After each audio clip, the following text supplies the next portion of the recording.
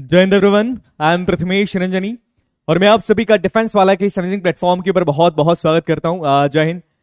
राधा जय हिंद, हरिवल जय, चौकसे जय हिंद, जय हिंद, वंदे मातरम, जय हिंद, मंजीत कुमार जय हिंद, जय हिंद, वंदे मातरम, विशाल जय हिंद, वंदे मातरम, भारत माता की जय। क्या मेरी वॉइस एंड वीडियो दोनों क्लियर है? प्लीज कंफर्म कर दीजिए। मैं voice video both are clear, please एक बार कंफर्म कर दीजिए। क्या मेरी आवाज आपको सुनाई दे रही है? क्या मैं दिखाई दे रहा हूं? If everything is clear then हम आज का सेशन स्टार्ट करते हैं। जय हिंद बेटा, जय हिंद, वंदे मातरम, मोनिका जय हिंद, तनु, अंजलि, समीक्षा जय हिंद, आकृति, नितेश, तुषार, राहुल जय हिंद। Okay, voice and video both are clear? दोनों क्लियर है? मेरी आवाज सुनाई दे रही है? मैं दिखाई दे रहा हूं? दोनों क्लियर है? Is my voice and video both are clear? Please एक बार कंफर्म कर दीजिए। अगर क्लियर है तो हम आज के सेशन को स्टार्ट करते हैं। जय हिंद बेटा, थैंक यू, जय हिंद, हर हर महादेव। क्लियर है? ओके, चलिए ठीक है, सेशन को हम स्टार्ट करते हैं। आज से आप लोग अपनी एक नई जर्नी की शुरुआत कर रहे हैं और सीडीएस की जर्नी के अंदर, आपके इस पूरे सफर के अंदर दो सब्जेक्ट्स के अंदर मैं आपका साथ देने वाला हूं। पहला सब्जेक्ट ऑब्वियसली यहां पर पॉलिटिकल साइंस होने वाला है। पॉलिटी के अंदर मैं आपका साथ दूंगा, पॉलिटिकल साइंस मैं ही पढ़ाने वाला हूं। पॉलिटिकल साइंस के अलावा एसएसबी के अंदर जो आपका साइकोलॉजिकल वाला पार्ट है, जो साइकोलॉजी वाला पार्ट है बेसिकली, जिसमें टीएटी, एसआरटी, डब्ल्यूएटी, एसडी और मेजरली आपका पीपीएनडीटी भी आता है, इंक्लूडिंग योर इंटरव्यू पार्ट, वो आपका मैं कवर करने वाला हूं। तो इस जर्नी में हम लोग काफी लंबे समय तक साथ रहने वाले हैं।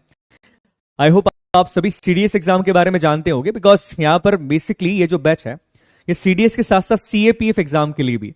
सीएपीएफ मतलब central arm police forces, Bharat की जो 5 पैरामिलिट्री सर्विसेज हैं, आईटीबीपी की हम बात करें, सीआईएसएफ के बारे में बात करें, सीआरपीएफ के बारे में बात करें, एसएसबी के बारे में बात करें, एसएसबी मतलब सशस्त्र सीमा बल की मैं बात कर रहा हूं, या बीएसएफ के बारे में बात करें, इनको अगर आपको एज एन ऑफिसर ज्वाइन करना है, एज एन ऑफिसर की बात कर रहा हूं मैं यहां पर, ग्रुप 1 ग्रेड 1 ऑफिसर के तौर पे ज्वाइन करना है, तो CAPF that means assistant commandant के तौर पर आप ज्वाइन कर सकते हैं। सार में ये एग्जाम एक बार कंडक्ट करवाया जाता है और इसके लिए 2 पेपर होते हैं।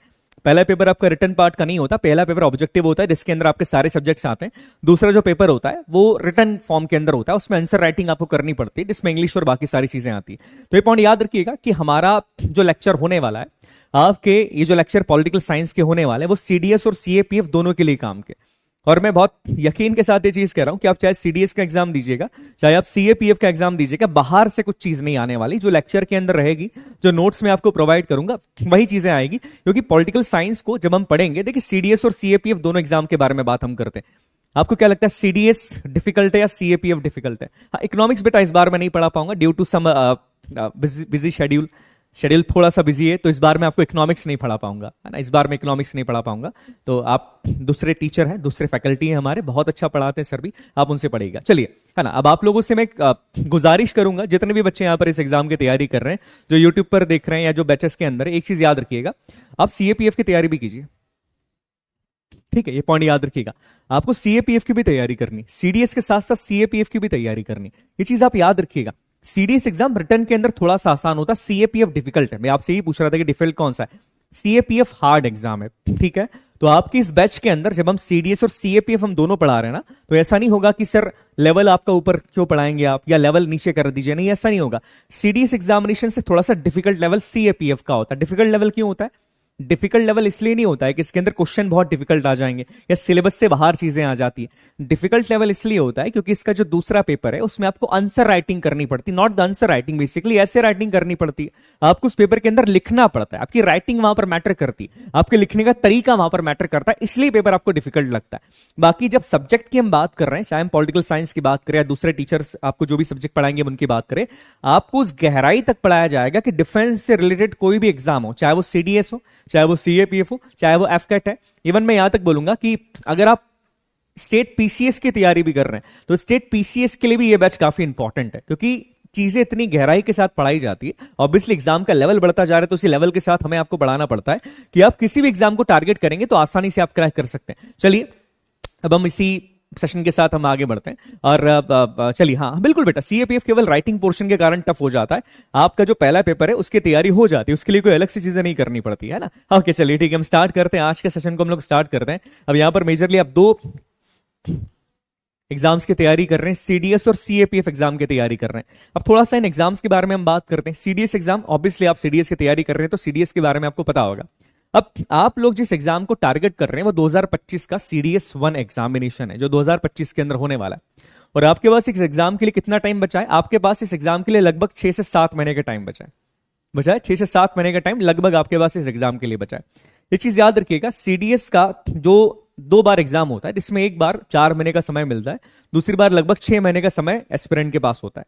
दूसरा वाला जो अटेम्प्ट होता है जिसमें 6 महीने का समय मिलता है वो अटेम्प्ट डिफिकल्ट होता है। ये पॉइंट याद रखिएगा, वो अटेम्प्ट थोड़ा सा डिफिकल्ट होता है। वहां पर क्या है, वहां पर सवालों का लेवल ज्यादा हार्ड पूछा जाता है। क्यों ज्यादा हार्ड पूछा जाता है? एस्पिरेंट को ज्यादा समय मिल जाता है। तो मेरा कहने का मतलब केवल यही है कि आप लोग इस जर्नी के अंदर कभी भी ये मत सोचना, जो भी फैकल्टी आपको पढ़ा रही है और फैकल्टी बहुत डीपली आपको पढ़ाएंगे तो आप कभी भी ये मत सोचिएगा कि सर हम बहुत ज्यादा डीप क्यों पढ़ रहे हैं, या सर हम इतना जानने की जरूरत हमें क्यों है। हम स्टेट PCS की तैयारी नहीं कर रहे हैं सर, हम UPSC की तैयारी नहीं कर रहे हैं, इतना डिटेल में पढ़ना जरूरी क्यों है? आप इस चीज को अपने दिमाग के अंदर रखिएगा, डिटेल में आपको पढ़ना पड़ेगा। ये नेसेसिटी हो गई है बेटा, इट इज द नेसेसिटी। ध्यान से मेरी बात सुनिए, ये नेसेसिटी है, पढ़ना ही पड़ेगा। एग्जाम का लेवल जिस तरीके से बढ़ता जा रहा है, जिस लेवल के क्वेश्चन आ रहे हैं, आपको डिटेल के अंदर पढ़ना पड़ेगा। तो कभी भी इस चीज से आप अपने आप को अलग मत करना कि नहीं सर हम डिटेल में नहीं पढ़ेंगे। डिटेल में हर फैकल्टी आपको पढ़ाएगा और डिटेल के अंदर आपको पढ़ना पड़ेगा। दूसरी चीज, 2-3 चीजें इस जर्नी को शुरू करने से पहले मैं आपको बता दूं। नोट्स, अपने नोट्स खुद प्रिपेयर कीजिएगा।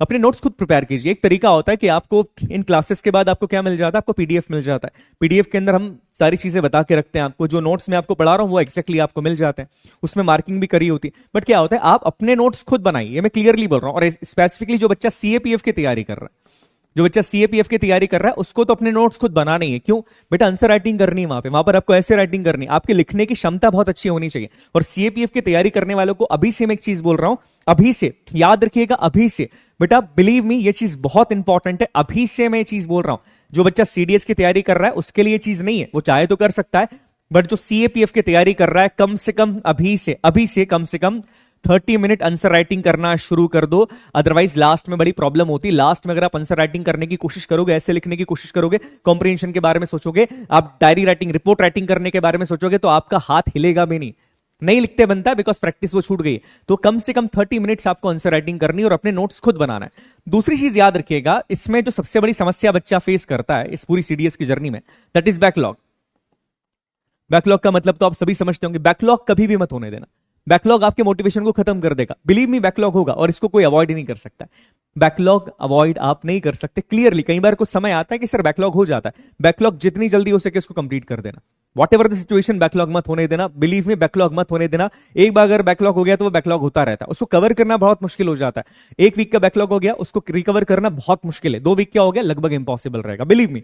तो आपको चीज याद रखनी है कि किसी भी कीमत पे बैकलॉग आपको नहीं होने देना, बैकलॉग कवर करना है। तीसरी और सबसे इंपॉर्टेंट बात, किसी भी कॉम्पिटिटिव एग्जामिनेशन के बारे में जब हम बात करते हैं तो एक चीज याद रखिएगा, कोई भी कॉम्पिटिटिव एग्जामिनेशन इस बारे में नहीं होता है कि आपने कितना सिलेबस कंप्लीट कर लिया है। आपने 100% सिलेबस कंप्लीट कर लिया, दैट्स वेल एंड गुड। ये जितने भी एग्जामिनेशन है कॉम्पिटिटिव, चाहे आप UPSC की बात करें, CDS की बात करें, NDA की बात करें, CAPF की बात करें, ये केवल एक कॉन्सेप्ट पे टिके होते हैं, that is revision. Revision and revision, that is the only की टू सक्सेस। बिना रिवीजन के कोई भी एग्जाम क्रैक नहीं हो सकता। ये नोट करना, बिना रिवीजन के कोई एग्जाम क्रैक नहीं होगा। आप याद रखिएगा, आप 6 दिन अगर पढ़ाई करते, 6 दिन अगर आपकी क्लासेस करती है, Sunday is not a rest day, Sunday is the revision day. Sunday को केवल रिवीजन करना, संडे केवल रिवीजन के लिए रखना है आपको। बिना रिवीजन के एग्जाम नहीं निकलेगा, बिना रिवीजन के लिए एग्जाम नहीं निकलेगा। इसको नोट कर लीजिएगा, बिना रिवीजन के एग्जाम नहीं निकलता। तो ये चीज याद रखना है कि रिवीजन तो आपको करना ही पड़ेगा, what ever the situation, revision आपको करना है। रिवीजन के बिना एग्जाम नहीं निकलता। तीसरी बात, एक बड़ा सवाल आता है, सर हमारा जो नोट्स हैं, हमें कितने नोट्स से पढ़ना है? अब बच्चा बहुत बड़ी गलती क्या करता है, बच्चा 10 जगह से नोट्स लेकर आता है कि सर मैं ये किताब भी पढ़ लेता हूं, मैं ये किताब भी पढ़ लेता हूं, मैं इस किताब को भी रेफर कर लेता हूं, मैं इस किताब को भी रेफर कर लेता हूं। एक चीज याद रखिएगा, आपके जो मटेरियल का रिसोर्सेस है, आपके जो स्टडी का रिसोर्सेस है, कि आप किन रिसोर्सेस से पढ़ाई कर रहे हैं, उसको बहुत लिमिटेड रखिएगा। अगर आप एक किताब से पढ़ रहे हैं किसी सब्जेक्ट की, तो उस एक किताब के ऊपर स्टिक रहिए। आप अगर नोट से पढ़ रहे हैं, जो कि ऑब्वियसली आपको सारे नोट्स प्रोवाइड कर दिए जाएंगे, आप नोट्स के साथ किसी जनरल बुक को रेफर कर सकते हैं। बट 10 जगह जाके 10 किताबों को रेफर करना, 10 जगह से नोट्स लेकर आना कि ये उसके नोट्स है सर, ये इसके नोट्स में पढ़ लेता हूं, ये टॉपर के नोट्स है, कोई फर्क नहीं पड़ता, कोई फर्क नहीं पड़ता। आप कंफ्यूज हो जाएंगे एग्जाम के टाइम पे कि यार इस किताब में तो वो लिखा था, उसके अंदर वो लिखा था, तो सही आंसर क्या होता है। तो चीज याद रखिएगा कि आप कोई भी स्टैंडर्ड बुक रेफर कर सकते हैं, स्टैंडर्ड बुक के साथ आप चाहें तो ऑब्वियसली नोट्स तो आपको रिफर करनी है, बिकॉज नोट्स से बाहर चीजें नहीं जाएगी। जितने भी फैकल्टीज पढ़ा रहे हैं वो लंबे समय से पढ़ा रहे हैं, और नोट्स हर साल अपडेट होते हैं। ऐसा नहीं होता कि पुराने नोट्स है, नोट्स को हर साल अपडेट किया जाता है, कुछ लेवल उनका बढ़ाया जाता है। तो आप ये चीज याद रखिएगा कि अपने रिसोर्सेस को लिमिटेड रखिएगा। क्लियर है, समझ में आ गया? हिमांशु, फर्क बेटा उससे फर्क नहीं पड़ता ना, basically see it's UPSC, so we don't know कि क्या होगा क्या नहीं होगा। हम यूपीएससी के बारे में बहुत कुछ कह नहीं सकते। चलिए, यहां तक चीजें क्लियर हो गई है, समझ में आ गया? अब आगे बढ़े, ठीक है। Last but not the least, ये स्पेसिफिकली सीडीएस और सीएपीएफ दोनों के बच्चों के लिए एमसीक्यूज लगाइए। एमसीक्यूज लगाना शुरू कर दीजिए, एमसीक्यूज लगाना पड़ेंगे। बच्चा बहुत बड़ी गलती करता है, बच्चा टॉपिक कंप्लीट कर देता है। फॉर एग्जांपल मैं बात करूं, आज मैंने अगर आपको एक टॉपिक कंप्लीट करवा दिया, that is the making of Indian constitution, कि भारत का संविधान बना कैसे, पॉलिटिकल साइंस का पहला टॉपिक है। बच्चा क्या करता है, टॉपिक को बहुत अच्छे तरीके से पढ़ता है, पर टॉपिक को पढ़ने के बाद बच्चा उसके एमसीक्यूज नहीं लगाता। The problem start from here. MCQs लगाना है आपको, आपको एमसीक्यूज लगाना पड़ेगा। बिलीव मी, जितने भी बच्चे हैं, अगर आप थोड़ा भी मुझ पर भरोसा करते हैं, थोड़ा सा भी करते हैं भरोसा, मेरी केवल एक बात मान लेना, कोई भी अच्छी एमसीक्यू की बुक परचेस कर लो, कोई भी अच्छी एमसीक्यू की बुक परचेस कर लो। क्षमता नहीं है, फाइनेंशियल इश्यूज आ रहे हैं सर, एमसीक्यू की बुक परचेस नहीं कर सकते, डाउनलोड कर लेना, मिल जाती, कोई प्रॉब्लम नहीं है। बट कोई भी एमसीक्यू की बुक परचेस कर लेना आप, ये बहुत इंपॉर्टेंट है। जितने भी सब्जेक्ट्स हैं उनकी एमसीक्यूज की बुक परचेस करना, ये पॉइंट याद रखना, और अच्छी बुक परचेस करना। ऐसा नहीं कि कोई भी लोकल परचेस कर ली जो पुराने 10 साल पहले के सवाल जिसके अंदर देकर रखे, 10 साल पुराना पैटर्न देकर रखा। नहीं नहीं नहीं, ऐसी बुक परचेस करिएगा कि जिसके अंदर टॉपिक वाइज आपको क्वेश्चंस मिल जाएं। आप प्रियम्बल पढ़ रहे हो तो प्रियम्बल के क्वेश्चन मिल जाएं। आप अगर हिस्ट्री के अंदर कोई टॉपिक पढ़ रहे हो, मान लीजिए आप मुगल एरा पढ़ रहे हो तो उसके क्वेश्चंस मिल जाए, आप सल्तनत एरा पढ़ रहे हो तो उसके क्वेश्चंस मिल जाए, आप इंडस वैली पढ़ रहे हो तो उसके क्वेश्चंस मिल जाए। याद रखिएगा, बिना एमसीक्यू के बुक के कोई भी आगे मत बढ़ना, कोई भी मत बढ़ना बेटा, मैं क्लियरली ये चीज कह रहा हूं, बहुत समस्या आ जाएगी। क्लियरली मैं कह रहा हूं, बिना किसी भी, कोई भी एस्पिरेंट ऐसा नहीं होगा जो बिना एमसीक्यू के बुक के आगे बढ़ेगा। एमसीक्यूज क्या है, एक बूस्ट देते हैं आपको। अब देखो, मैं किसी बुक का नाम रेफर नहीं करूंगा, it's totally up to you. Market में बहुत सारे बुक्स हैं, घटना चक्र एक अच्छी किताब है, Lucent, it's totally up to you, आप कौन सी करना चाहते हैं, ये आपके ऊपर है ना, आप चाहो तो कर सकते हो। बट ये पॉइंट याद रखिएगा, बिना एमसीक्यू की बुक के आगे मत बढ़ना। एमसीक्यू तुमको कॉन्फिडेंस देंगे। दूसरी बात, एमसीक्यू की बुक ऐसी मत लेना बच्चा जिसके अंदर केवल आंसर देकर रखा है। क्या होता है, दो तरह की एमसीक्यू की बुक आती है। एक एमसीक्यू बुक आती है जिसमें क्या है, क्वेश्चन दे दिया है, ये क्वेश्चन है सर, क्वेश्चन के 4 ऑप्शन है, और नीचे आंसर में केवल बता देंगे option number A is the right answer. नहीं, ये किताब नहीं लेनी है हमको ये ऑप्शन, ये किताब नहीं लेनी है हमको किताब कैसी लेनी है, हमको बुक ऐसी लेनी है जिसमें अगर 4 ऑप्शन देकर रखें तो जो ऑप्शन सही है उसको क्लियरली कम से कम 3 लाइन में एक्सप्लेन किया हो, कम से कम 2 से 3 लाइन में उस ऑप्शन को एक्सप्लेन किया हो कि ये सही आंसर क्यों है, वो किताब आपको लेनी है। ठीक है, ये पॉइंट याद रखिएगा। इसके अलावा आप चाहे एमसीक्यू के लिए दूसरी चीजें भी हो सकती है। अगर ऑनलाइन एमसीक्यू करना चाहते हो तो डिफेंस वाला का डिफेंस पास हो सकता है, आप लोगों ने, बहुत सारे लोगों ने परचेस कर लिया। अदरवाइज डिफेंस पास भी है। डिफेंस पास क्या है, ऑनलाइन आपको मिल जाता है, ऑनलाइन आप एमसीक्यूज लगा सकते हैं। मैं प्रमोशन नहीं कर रहा हूं, ठीक है, अगर आपको लेना हो तो ले सकते हो, लिंक मिल जाएगी कहीं पे, बट डिफेंस पास भी ले सकते हो, it's totally up to you, उसके थ्रू भी कर सकते हो। बट मैं केवल ये कह रहा हूं कि एमसीक्यू के बिना आगे मत बढ़ना।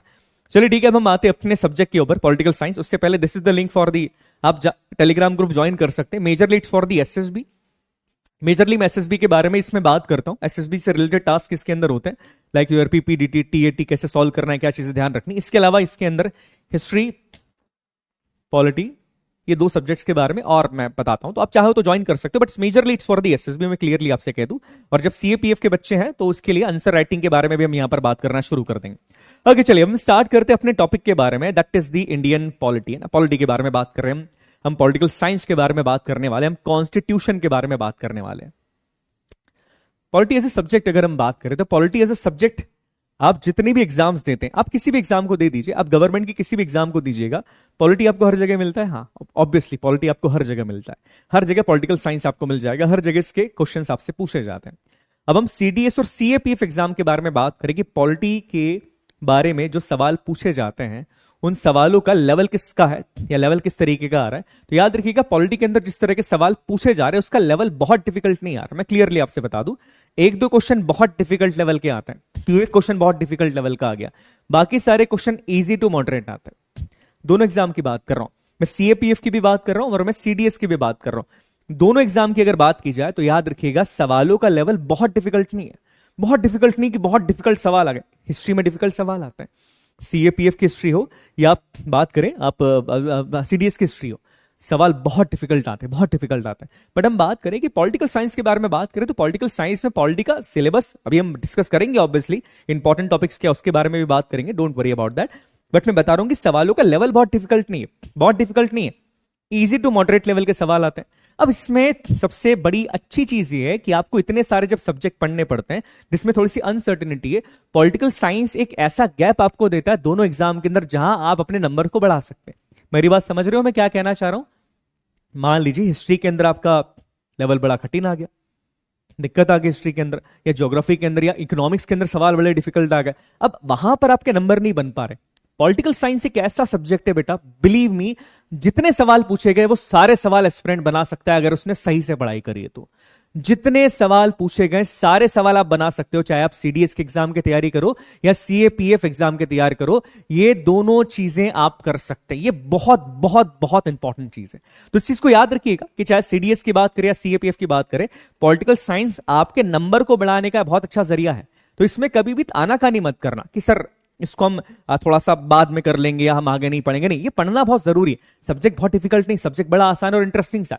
तीसरी चीज आपको मार्क्स देकर आ रहा है, जब ये तीनों चीजें आपके साथ हो रही है तो फिर आपको कोई समस्या क्या हो सकती है? क्या नहीं, कोई समस्या नहीं हो सकती। तो ये चीज आप अपने माइंड के अंदर रखिएगा। चलिए ठीक है, इस सेशन को हम स्टार्ट करते हैं। पॉलिटिकल साइंस ऑब्वियसली हमें पढ़ना है इसमें संविधान के बारे में, बट थोड़ा सा सबसे पहले पॉलिटिकल सिलेबस को हम डिस्कस कर लेते हैं कि सीडीएस और सीएपीएफ दोनों एग्जाम के हिसाब से बात करें तो पॉलिटिकल साइंस के मेजर टॉपिक्स क्या हैं। हालांकि इस टॉपिक्स सारे ही हम पढ़ने वाले, जब हम किसी भी एग्जाम को क्रैक करते हैं तो हम सारे ही टॉपिक्स के बारे में बात करेंगे, सारे टॉपिक्स के बारे में हम बात करेंगे, बट मेजर टॉपिक्स क्या है थोड़ा सा उसके बारे में हम बात कर लेते हैं। अच्छा, आर्यन पूछ रहे हैं sir your notes are enough? Notes enough होंगे, नोट्स से आप पढ़ाई कर सकते हैं। अभी किसी भी बुक को रेफर करने की अभी जरूरत नहीं, मैं बता दूंगा जब सही टाइम आएगा कि आप इस बुक को रेफर कर सकते हैं। बाकी नोट्स काफी होते हैं, नोट्स से बाहर चीजें नहीं जाती, बट अगर आप थोड़े इंटरेस्टेड होते हो कि नहीं सर मुझे ये भी पढ़ना है, मुझे वो भी पढ़ना है, तो आप कर सकते हो। तो ठीक है, अभी नोट्स सफिशिएंट है। चलिए ठीक है, अब सिलेबस के बारे में बात करें। देखिए कुछ इंपॉर्टेंट टॉपिक्स के बारे में हम बात करेंगे, सारे टॉपिक्स नहीं बताऊंगा मैं, जो इंपॉर्टेंट टॉपिक्स है याद रखिएगा, ये टॉपिक्स ऐसे जिसको आप छोड़ के नहीं जा सकते, ये आना ही है, इससे सवाल पूछे ही जाएगा। नंबर 1 टॉपिक के बारे में बात करें जिससे सवाल पूछे जाते हैं, that is the making of constitution.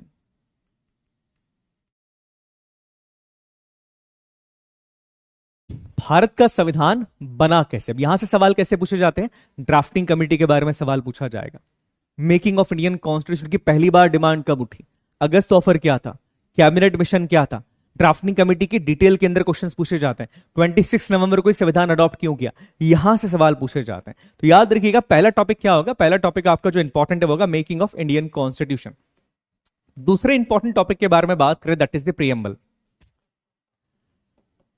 Preamble का मतलब क्या होता है? प्रीएम्बल का हिंदी में मतलब होता है प्रस्तावना। बहुत आसान टॉपिक है प्रीएम्बल। जब भी आप संविधान की शुरुआत करते हैं आप देखेंगे संविधान का एक इंट्रोडक्टरी स्टेटमेंट है, संविधान का इंट्रोडक्शन है कि संविधान के अंदर क्या क्या चीजें हैं, what are the basic principle on which the constitution has made, संविधान किन बेसिक प्रिंसिपल्स के ऊपर बना है, संविधान की आइडियोलॉजी क्या है, ये सारी चीजें प्रीएम्बल के अंदर आपको मिल जाएगी। ये चीज काफी इंपॉर्टेंट है। सर एफकेट के लिए भी बता, एफकेट इजी है संग्राम, डिफेंस का सबसे इजी एग्जाम एफकेट है। एफकेट के लिए बहुत परेशान होने की जरूरत नहीं पड़ती, क्लियरली मैं बता रहा हूं, एफकेट के लिए बहुत परेशान होने की जरूरत नहीं पड़ती। एफकेट इजी है, एफकेट इज इजी एग्जाम, तो उसके लिए बहुत परेशान मत हो, इतना पढ़ लिया तो बहुत अच्छे से पढ़ लोगे तब तक तो। ओके, तीसरे टॉपिक की बात करें, तीसरा टॉपिक जो काफी इंपॉर्टेंट है मेरे हिसाब से, that is fundamental rights. FR लिख देता हूं मैं, fundamental rights. Obviously fundamental rights important है, बहुत इंपॉर्टेंट है।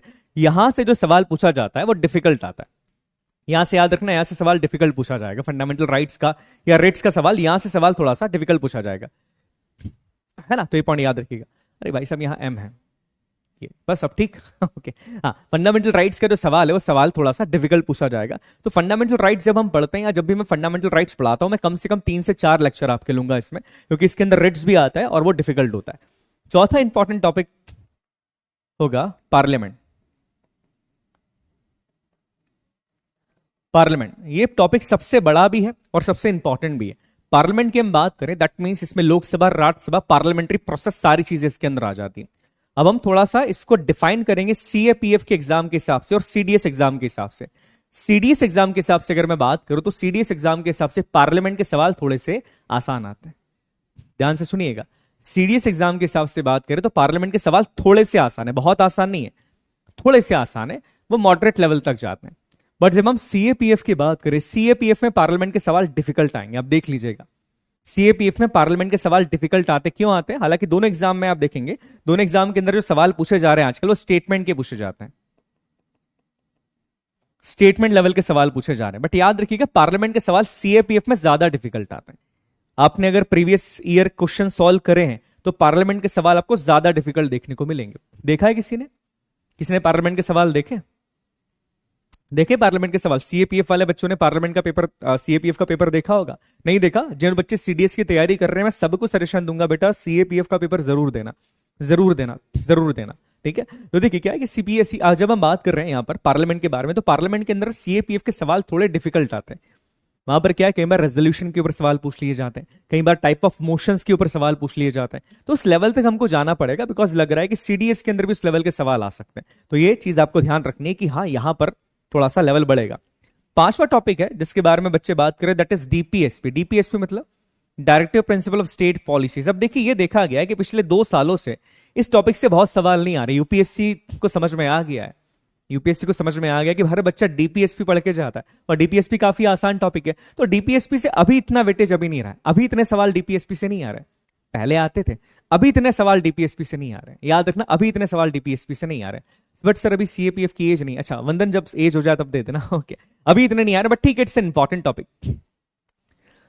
छठे टॉपिक के बारे में हम बात करें, दैट इज पंचायत। पंचायत राज, जिसके ऊपर बच्चे ध्यान थोड़ा सा कम देते, पंचायत राज एंड म्युनिसिपैलिटीज, इस पे बच्चे ध्यान थोड़ा सा कम देते, ध्यान कम देते हैं इसीलिए सवाल यहां से आता है। याद रखना, ध्यान कम देते इसलिए सवाल यहां से आता है।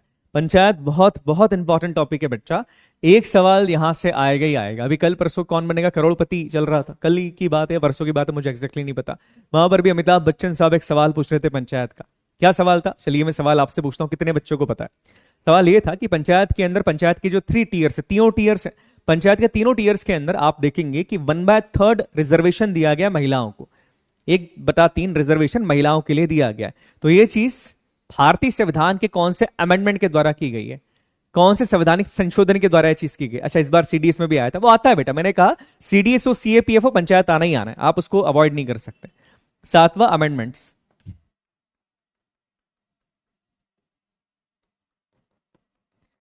अमेंडमेंट, संविधान के अंदर जितने भी संशोधन हुए हैं, जितने भी संविधान के अंदर संशोधन हुए, संशोधन का मतलब क्या होता है?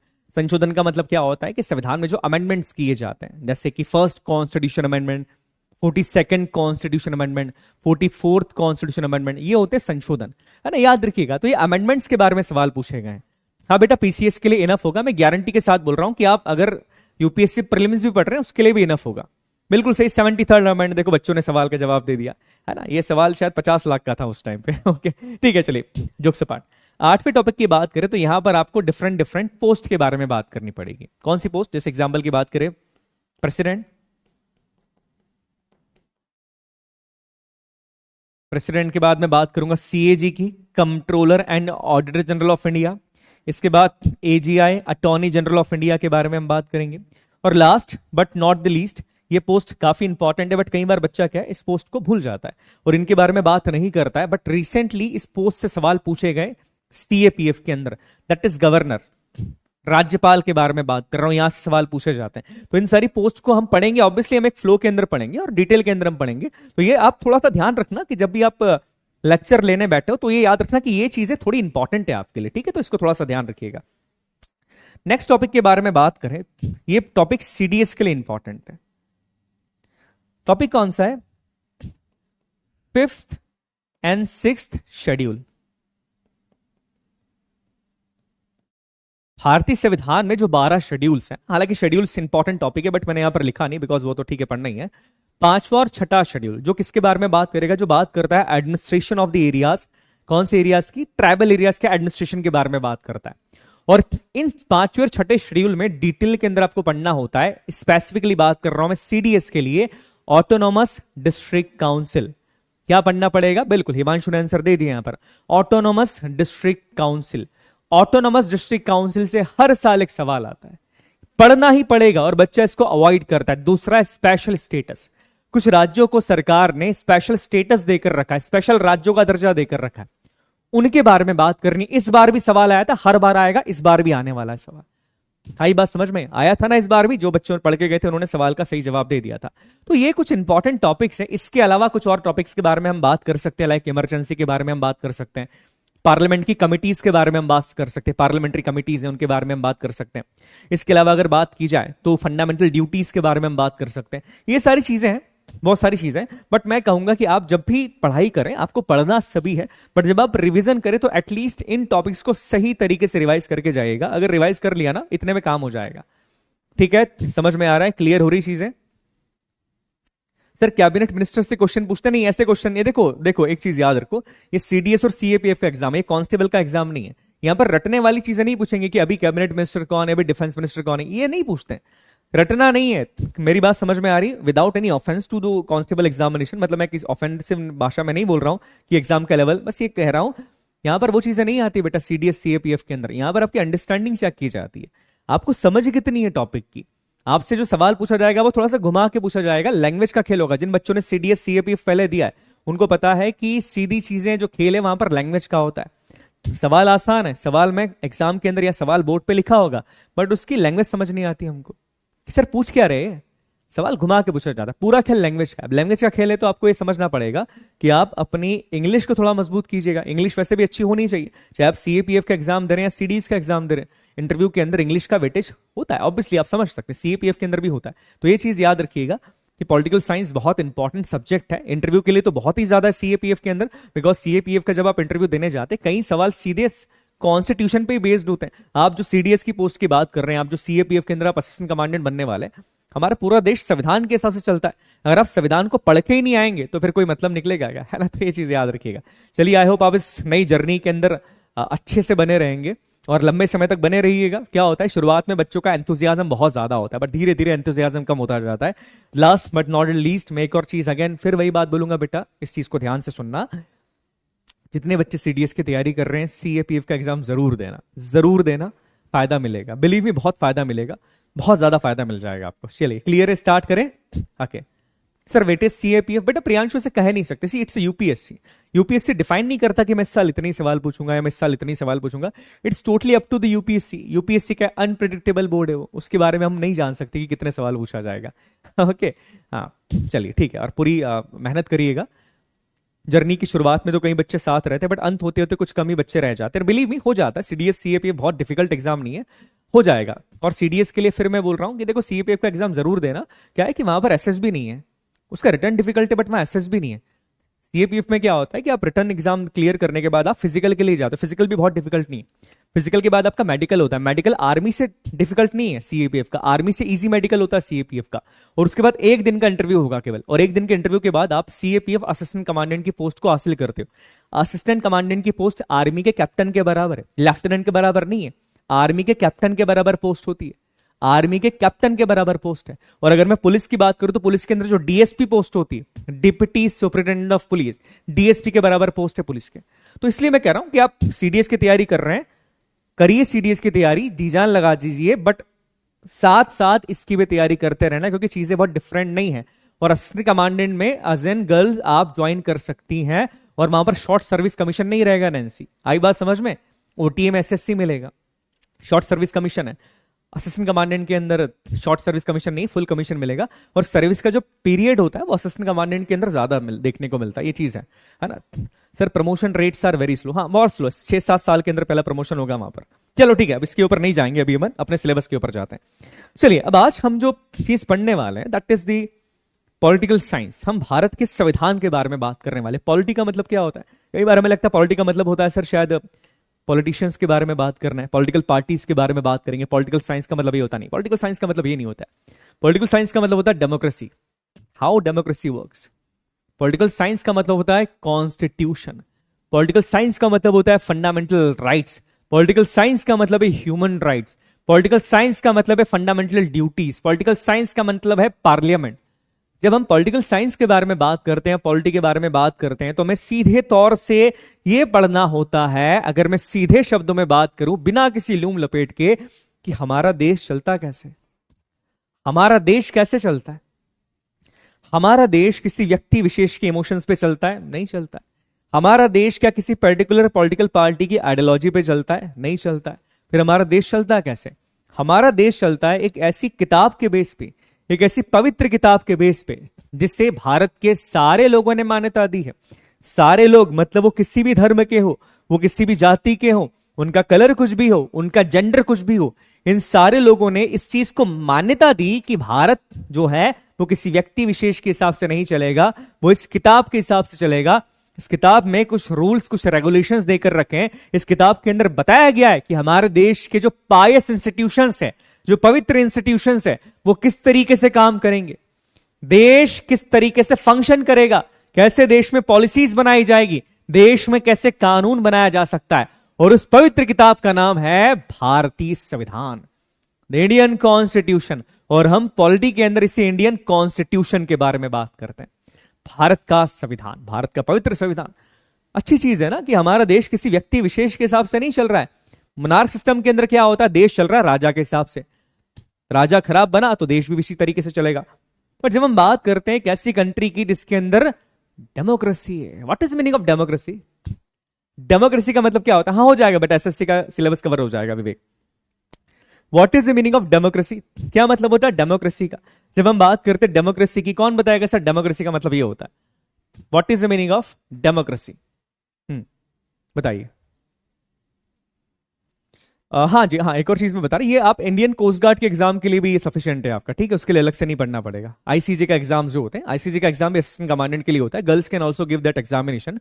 25 मैक्सिमम एज आपकी होती है, 25 तक आप दे सकते हैं। For the general category OBC 28 age तक दे सकती है, और एसटी एससी 30 साल तक आईसीजे का एग्जाम दे सकते हैं। Same goes with the assistant commandant exam which is conducted by the CAPF. तो अगर आपकी उम्र सीडीएस से ज्यादा हो गई, 25 साल से ज्यादा हो गई, हालांकि 25 साल में केवल ओटीए जा पाओगे, तो असिस्टेंट कमांडेंट की तरफ स्विच कर सकते हो, ठीक है? याद रखिएगा।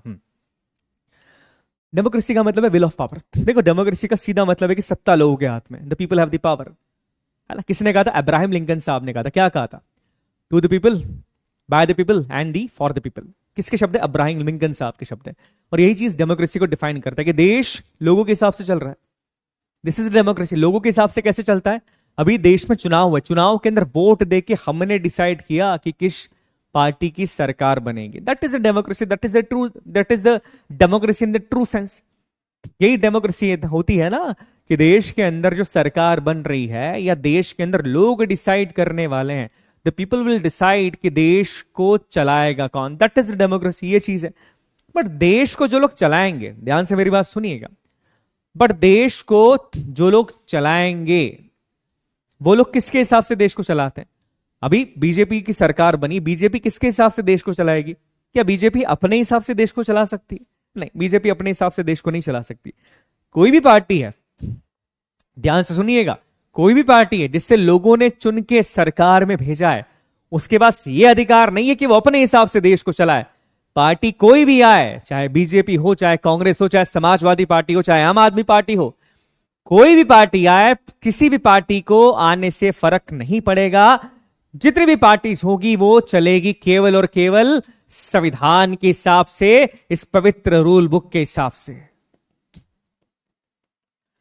किसके हिसाब से चलेगी? कोई भी पार्टी आए, देश तो चलेगा संविधान के हिसाब से। ये चीज याद रखना है, बिकॉज हमारी कंट्री में जो सबसे सुप्रीम माना गया है, that is the constitution of India. Bharat का संविधान सबसे सुप्रीम है। ये फीचर है हमारे देश के संविधान का, आगे हम बात करने वाले हैं।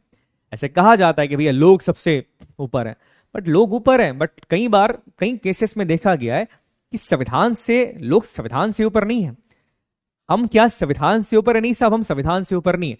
संविधान से ऊपर भारत का कोई भी इंस्टीट्यूशन नहीं है। Even supreme court, high court, हमारी जुडिशरी भी संविधान से ऊपर नहीं है। सबसे ऊपर है संविधान। अब सवाल ये आता है कि जब हम इस संविधान के बारे में बात कर रहे हैं, सर आपने इतनी बड़ी बड़ी बातें कर दी कि संविधान भारत का सबसे पवित्र डॉक्यूमेंट है, it is a set of rules जिसके अंदर लिखा है कि देश किस हिसाब से चलेगा, क्या होगा। बट एक सवाल आपके मन में आना चाहिए, सर ये संविधान बना कैसे? How we have made that constitution? ये संविधान हमने बना कैसे लिया? How it's possible? क्यों मैं बोल रहा हूं हाउ इट्स पॉसिबल? आप इस पिक्चर को ध्यान से देखिए, पिक्चर को देखेंगे ध्यान से, पिक्चर अंग्रेजों के टाइम का। अच्छा, ये पिक्चर को कोई डिफाइन कर सकता है? जो बच्चे थोड़ा सा इतिहास पढ़ते हैं उनको थोड़ा बहुत पता होगा पिक्चर किसका है। यहां पर कौन सरेंडर कर रहा है? चलिए सरेंडर की बात बाद में करेंगे। हम सब जानते कि हमारे देश में लगभग 200 सालों तक अंग्रेजों का शासन था, अराउंड 200 ईयर्स। ब्रिटिशर्स ने हमारे देश में शासन किया, हमारे देश को लूटा खसोटा, हमारे देश की इकोनॉमी को खत्म कर दिया। यही किया ब्रिटिशर्स ने, ऑब्वियसली यही किया ब्रिटिशर्स ने। अब सवाल यह आता है कि जब 200 सालों तक ब्रिटिशर्स ने हमारे देश में राज किया, उस कंडीशन में देश का संविधान बनाना क्या पॉसिबल था? उस कंडीशन में क्या देश का संविधान बनाना पॉसिबल था? नहीं था। आप समझिए, ये पिक्चर कब का है? ये पिक्चर तब का जब टीपू सुल्तान ने सरेंडर किया था। टीपू सुल्तान सरेंडर करते हैं, और केवल सरेंडर नहीं करते हैं, टीपू सुल्तान के 2 बच्चों को अंग्रेज ले जाते हैं। क्यों ले जाते हैं? कि आप पैसे दो। अब मैं इतिहास नहीं पढ़ाऊंगा, समीर सर पढ़ाएंगे, आपको डिटेल में बताएंगे। पैसे दो, नहीं तो है बच्चों को फिर हम छोड़ेंगे नहीं। चलिए, वो बात की बात है। और ये बच्चे आगे जाके बगावत करेंगे, और यही बच्चे आगे जाके भारत की पहली फौजी क्रांति करते हैं। हम कहते हैं कि सर 1857 की क्रांति पहली क्रांति थी। कौन सी? फौजी क्रांति, जिसमें भारत के फौजियों ने भाग लिया था। नहीं, उसके पहले इन बच्चों ने क्रांति कर दी थी वेल्लोर के अंदर। Okay, Vellore mutiny. चलिए ठीक है, आगे बात करेंगे उसके बारे में, कभी इतिहास आप पढ़िएगा, उसमें समझ में आ जाएगा। अब देखिए, सीधी बात यह है कि अंग्रेज जब भारत के अंदर थे, लगभग 200 सालों तक भारत के ऊपर अंग्रेजों का शासन रहा, तो क्या उस टाइम पर भारत का संविधान बनाना पॉसिबल था? नहीं, पॉसिबल नहीं था। देखिए, अंग्रेज, पहली बात, अंग्रेज हमें हमेशा द्वयम दर्जे का नागरिक मानते थे। द्वयम तो मैं क्या बोलूं, त्रियम दर्जे का नागरिक मानते थे। That means they treated us third class citizen. आपने वो लाइन तो जरूर सुनी होगी, डॉग्स और इंडियंस आर नॉट अलाउड। ये भारत की धरती पे, भारत के होटल्स में लिखा जाता था कि dogs and Indians are not allowed. लिखा जाता था, लिखा जाता था। तो अंग्रेज जो है, हमें थर्ड क्लास कैटेगरी का पर्सन मानते थे। Believe me, third class category का पर्सन अंग्रेज हमें मानते थे। अंग्रेजों ने कभी हमें वो चीज नहीं दी कि हाँ साहब हम अंग्रेजों के बराबर, इक्वलिटी नहीं दी। तो आपको क्या लगता है कि अंग्रेजों के सामने हमने संविधान बनाने की डिमांड रखी होगी, तो क्या अंग्रेजों ने हमें संविधान बनाने के लिए परमिशन दे दी होगी? Of course not. हमने डिमांड रखी कि भैया हमको संविधान बनाना, अंग्रेज बोलेंगे हाँ सर आपका संविधान बना लो, ये पॉसिबल नहीं था। दूसरी बात यह थी कि हम जिस समय की बात कर रहे हैं, उस टाइम पर आप खुद देख रहे हैं कि इस पिक्चर के अंदर हम बात कर रहे हैं एक किंग के सरेंडर करने की, टीपू सुल्तान के सरेंडर करने की, है ना। टीपू सुल्तान ने सरेंडर कर दिया था। तो उस टाइम पर तो देश में कई हिस्सों के अंदर मोनार्क सिस्टम चलता था। कोई राजा यहां पर है, कोई राजा यहां पर है, कोई किंग यहां पर राज कर रहा है, कोई नवाब साहब वहां पर राज कर रहे हैं। ऐसी कंडीशन में देश में संविधान कैसे बनता? तो याद रखिएगा, संविधान बनने की लड़ाई बहुत डिफिकल्ट है। ये लड़ाई इतनी आसान नहीं थी कि बड़ी आसानी से देश का संविधान बन गया। दूसरी बात याद रखिएगा कि ब्रिटिशर्स ने केवल और केवल हमारा उपयोग किया है। याद रखना इस चीज को, ठीक है। चाहे फिर वो वर्ल्ड वॉर फर्स्ट और वर्ल्ड वॉर सेकंड के अंदर इंडियन आर्मी का यूज करना हो, या फिर भारत के अंदर रेलवे ट्रैक बिछा देना, और रेलवे ट्रैक बिछाने के बाद हमारे देश की इकोनॉमी को ड्रेन करना। ब्रिटिशर्स ने यही किया। अब कई लोग बोलते हैं कि सर ब्रिटिशर्स ने रेलवे ट्रैक बना दिया, ब्रिटिशर्स ने तो ये कर दिया, ब्रिटिशर्स ने तो वो कर दिया। देखिए, सीधी सी बात है, ब्रिटिशर्स ने जितनी भी चीजें हमारे देश में करी, वो आपके और मेरे लिए नहीं करी थी, वो उन्होंने अपनी सहूलियत के लिए करी है। याद रखिएगा, ताकि यहां से वेल्थ को सही तरीके से ड्रेन कर सके। आई बात समझ में? क्लियर हो रहा है ये चीज है। अब एक पिक्चर में आपको दिखाता हूं, इस पिक्चर से शायद आपको रियलिटी समझ में आ जाए कि that's the Britishers are. Bharat के लोग भूखे मर रहे हैं, इनको कोई फर्क नहीं पड़ता। They are asking for the lagaan. लोग मर रहे हैं, they don't even care, because they treated us the third category citizen. इनके लिए हम लोग इंसान थे नहीं, इनके लिए हम लोग जानवर थे। और ऐसा मैं नहीं कहता हूं, ऐसा इन्हीं के एक बहुत बड़े नेता ने कहा था, whose name was Winston Churchill. Winston Churchill कहते हैं कि देखो कुछ भारतीय मर रहे तो मरने दो ना, वैसे भी क्या फर्क पड़ता है कि अगर वो जिंदा भी है तो that was the Britishers ideology कि देश में आना है, रूल करना है, और इकोनॉमिकली हमारे देश को क्या कर देना है, ड्रेन कर देना है। बट भारत के अंदर कई सारे ऐसे महान लोग रहे जिन्होंने ब्रिटिशर्स की इस पॉलिसी का पुरजोर विरोध किया। मैं किसी बहुत बड़े नेताओं की बात नहीं करूंगा, मैं कुछ इन ऐसे लोगों की बात कर रहा हूं जिनका नाम इस कॉन्स्टिट्यूशन की मेकिंग के अंदर नहीं आने वाला है। अभी हम संविधान बनने का वर्णन के बारे में बात करेंगे कि संविधान कैसे बना, क्या बना, बट इन लोगों का नाम वहां पर नहीं आएगा। ना यहां पर नाम आएगा विनायक दामोदर सावरकर जी का, जिन्हें वीर सावरकर के नाम से जाना जाता है। अंडमान निकोबार की सजा मिली थी इनको, काला पानी की सजा। काला पानी क्या होता है आजकल के बच्चों को पता ही नहीं है। कभी जाकर पढ़िएगा कि काला पानी बेसिकली है क्या। बात करना कि नहीं साहब ये वीर नहीं थे, एक बार पढ़िए काला पानी बेसिकली है क्या, what Veer Savarkar had done for our country. एक विचारधारा, जो विचारधारा आगे भगत सिंह जी भी ले गए थे, वो कहीं ना कहीं ये लेकर आए थे। सरदार भगत सिंह जी के बारे में बात करें, इनका नाम भी संविधान की मेकिंग के अंदर नहीं आने वाला है। आने वाला है क्या? नहीं आने वाला संविधान की मेकिंग में। स्टिल अगर ये नहीं होते तो शायद देश को आजादी नहीं मिलती। युवाओं के प्रेरणा स्रोत तो यही थे। हमेशा याद रखना, सारी लड़ाई विचारधारा की है, आइडियोलॉजी। तुम्हारी आइडियोलॉजी क्या है? ब्रिटिशर्स का एक मोटिव था हमेशा से। क्या मोटिव था ब्रिटिशर्स का? कि इंडियंस का शरीर, हमारा शरीर तो भारतीय का रहेगा, बट हमारी सोच अंग्रेजों की बना दी जाएगी। पता है आपको, ब्रिटिशर्स ने कभी भी किसी टेंपल को नहीं तोड़ा। देखिए, ब्रिटिशर्स ने कभी भी किसी मस्जिद को नहीं तोड़ा, नहीं, इन्होंने कभी हमारे रिलीजन को डायरेक्टली हार्म नहीं पहुंचाया। ना हिंदू को डायरेक्टली किसी मस्जिद को तोड़ रहे हैं या किसी मंदिर को तोड़ रहे हैं, नहीं। इनकी आइडियोलॉजी सीधी थी कि आप भारतीयों की सोच को बदल दो, भारतीयों की सोच को बदल दो। एक छोटा सा एग्जांपल मैं आपको बताता हूं, शायद टॉपिक से मैं बाहर जा रहा हूं, but I want you to all know that thing. Calcutta के अंदर ब्रिटिशर्स ने पहली बार शराब परोसनी शुरू करी। क्लब्स के अंदर जाना कलकत्ता से शुरू हुआ, और ये कलकत्ता के अंदर जब ये क्लब्स ओपन किए गए तो ब्रिटिशर्स ने इन क्लब्स के अंदर जो भारतीय संभ्रांत परिवार थे, मतलब काफी प्रतिष्ठित परिवार थे कलकत्ता के, वहां पर उन लोगों की एंट्री फ्री कर दी। अब इससे पहले हमारे यहां पर सिगरेट पीना, शराब पीना, नाच देखना, ये तो भैया बड़ी खराब चीज मानी जाती थी। पर ब्रिटिशर्स ने चीजों को इस तरीके से पलटा कि अगर आप क्लब में जाते हैं जहां पर शराब परोसी जा रही है, जहां पर सिगरेट परोसी जा रही है, जहां पर नाच गाना हो रहा है, तो आप एलीट क्लास कहलाएंगे और आप हमारे लेवल पे आ जाएंगे। और कहीं ना कहीं हम भारतीयों की गलती इसके अंदर थी कि हमने इस चीज को एक्सेप्ट कर लिया और ये माना जाने लगा कि ये सब करने से हम एलीट क्लास के अंदर आ जाएंगे। हम ऑलरेडी उनसे बड़े थे, बट हमें उन तक पहुंचने के लिए ऐसी चीजों का सहारा लेना पड़ा। तो ये चीजें भी भारत के अंदर हुई है। इसके अलावा एक बहुत महान व्यक्ति, आप सब इनके बारे में जानते, one of the most important person, सबसे इंपॉर्टेंट पर्सन मैं कहूंगा, not the one of the most important, he is the most important person जिनकी वजह से हमें आजादी मिली है। भले इनका नाम बहुत ज्यादा नहीं है, बट यहां पर मैं बात कर रहा हूं नेताजी सुभाष चंद्र बोस जी की। किसकी बात कर रहा हूं? नेताजी सुभाष चंद्र बोस जी की। अगर ये नहीं होते तो शायद हमें आजादी इतनी जल्दी तो नहीं मिलती। Not possible, literally not possible. जब आप डिटेल के अंदर पढ़ते हैं इतिहास को तो समझ में आएगा कि नहीं साहब, इनके बिना आजादी मिलना लगभग नामुमकिन चीज थी।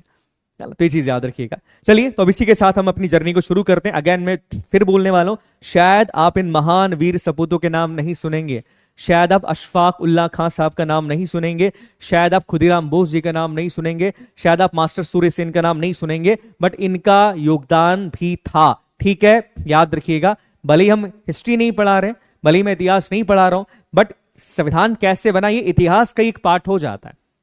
पॉलिटी के अंदर हम पढ़ते हैं पार्लियामेंट के बारे में, बट बना कैसे संविधान, इसमें थोड़ा सा इतिहास के पन्नों में हमको जाना पड़ता है। तो अगर इन पन्नों के अंदर मैं कुछ लोगों के नाम नहीं ले पा रहा हूं तो इसका मतलब ये नहीं है कि ये थे ही नहीं या इनका कोई योगदान ही नहीं था, इन्हीं का योगदान था। ये पॉइंट याद रखिएगा। चलिए, ठीक है ना। चलिए आगे बात हम करते हैं। ओके, संविधान के बारे में हम बात करें, देखिए सीधी सी बात है, संविधान एक तरह की किताब है। दिस इज आवर कॉन्स्टिट्यूशन, ये हमारे भारत का संविधान है। और अभी एक चीज कहूंगा, आपके पास अगर फोन है या आप लैपटॉप के ऊपर देख रहे हैं तो आप गूगल पे सर टाइप कीजिएगा इंडियन कॉन्स्टिट्यूशन पीडीएफ इंग्लिश। क्या टाइप करेंगे? Indian constitution PDF English. तो भारत का संविधान जो पूरा है, और आगे 2024 डालिएगा, तो जो लेटेस्ट कॉन्स्टिट्यूशन है अमेंडमेंट के साथ वो आपके पास आ जाएगा, उसका पीडीएफ डाउनलोड कर लेना। ऐसा मैं क्यों बोल रहा हूं, कई बार हमको कंफ्यूजन होता है किसी किताब के अंदर, किस किताब में सही लिखा है कि गलत लिखा है। डायरेक्टली संविधान डाउनलोड कर लो ना, सही है कि नहीं, पूरा संविधान डाउनलोड कर लो, हो जाएगा। चलिए ठीक है, अब हम बात करेंगे इसी संविधान के बारे में कि पवित्र किताब इस संविधान बेसिकली बना कैसे। देखिए, शुरुआत की अगर बात की जाए तो संविधान बनाना अपने आप में बहुत डिफिकल्ट चीज है। भारत के अंदर इतने धर्मों के लोग, इतने भाषाओं को बोलने वाले लोग, इतनी कास्ट के लोग, इतने सारे जातियों को मानने वाले लोग रहते हैं। इतने सारे लोगों को एक किताब के साथ जोड़ना क्या है, आसान है। आज देखो, आज भारत में इतने सारे धर्मों के लोग हैं, इतनी सारी जातियों के लोग हैं, इतनी सारी भाषाओं को बोलने वाले लोग, इतने सारे राज्य हैं। इन सबको हम लोगों ने संविधान के द्वारा जोड़ के रखा है। क्या चीज आसान होगी? क्या संविधान बनाना आसान होगा? ऑफ कोर्स नॉट, ये इतना आसान काम नहीं था। पर उससे भी मुश्किल काम यह था कि ब्रिटिशर से संविधान बनवाना, ब्रिटिशर से परमिशन लेना, उनको एक कहना कि भैया हमको संविधान बनाना है और देश संविधान के हिसाब से चलेगा। तो ये चीज इतनी आसान नहीं थी।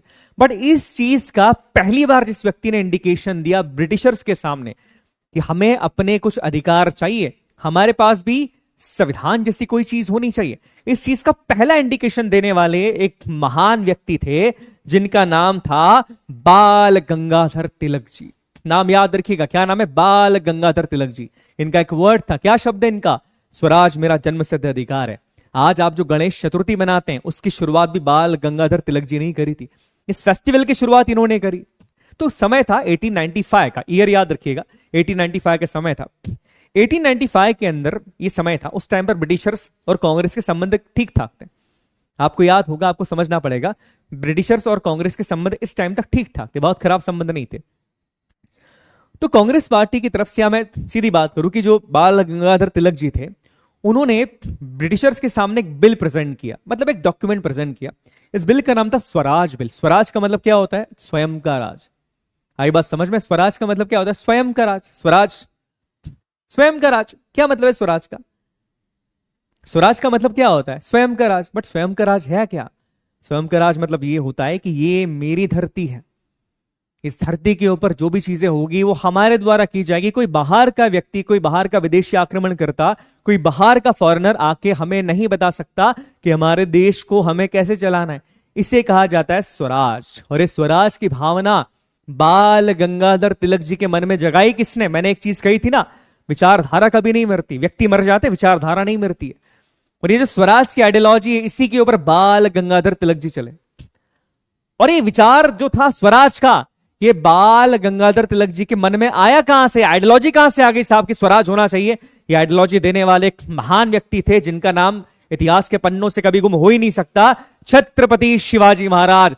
छत्रपति शिवाजी महाराज की आइडियोलॉजी थी स्वराज की, कि अपना स्वयं का राज होना चाहिए, कोई विदेशी आक्रमण करता भारत पे राज नहीं कर सकता। आई बात समझ में? That's why I am telling you कि आपके शरीर पे, आपके दिमाग पे, आपके विचारों पे आप किस चीज को फॉलो करते हैं, आप किस विचारधारा को फॉलो करते हैं, आपके जीवन की, आपके जीवन के हर क्षण में, आपकी पूरी पर्सनालिटी पे उस व्यक्ति की विचारधारा का असर पड़ता है। इसलिए मैं कहता हूं कि आप किसकी विचारधारा को, किसके थॉट प्रोसेस को फॉलो कर रहे हो, बहुत सोच समझ के पढ़िएगा। आई बात समझ में? याद रखिएगा। चलिए ठीक है, छत्रपति शिवाजी महाराज किसी विचारधारा को आगे बढ़ाया किसने? बाल गंगाधर तिलक जी ने।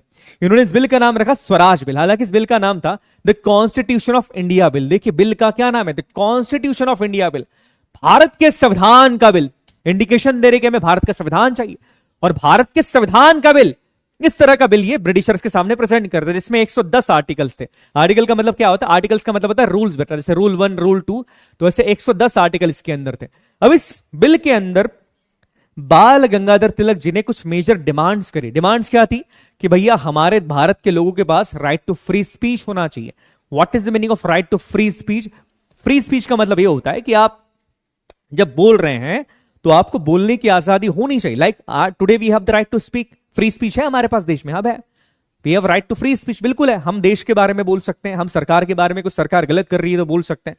उस टाइम पर क्या ब्रिटिशर्स के बारे में हम लोग गलत बोल सकते थे? नहीं बोल सकते थे। तो यहां पर क्या है? राइट टू फ्री स्पीच की डिमांड की गई, राइट टू प्रॉपर्टी की डिमांड यहां पर की गई, इक्वलिटी बिफोर लॉ की, कानून के सामने सब समान होंगे, चाहे वो अंग्रेज हो चाहे वो भारतीय हो, सब समान होंगे। तो पहली बार कहीं ना कहीं संविधान बनाने की डिमांड जो व्यक्ति कर रहे हैं वो थे लोकमान्य बाल गंगाधर तिलक, जो कि 1895 के अंदर एक बिल लाते हैं, the constitution bill of India या the constitution of India bill, जिसे स्वराज बिल के नाम से भी जाना जाता है। 1895 के अंदर इस बिल के अंदर वो डिमांड करते हैं कि भारत का एक संविधान होना चाहिए और ये चीजें उस संविधान के अंदर होनी चाहिए। तो पहली बार कौन कर रहे हैं? पहली बार कर रहे हैं बाल गंगाधर तिलक जी। अब मैं आपसे एक सवाल पूछता हूं, चलिए बाल गंगाधर तिलक जी ने डिमांड तो कर दी, इस डिमांड का कितना असर पड़ा होगा?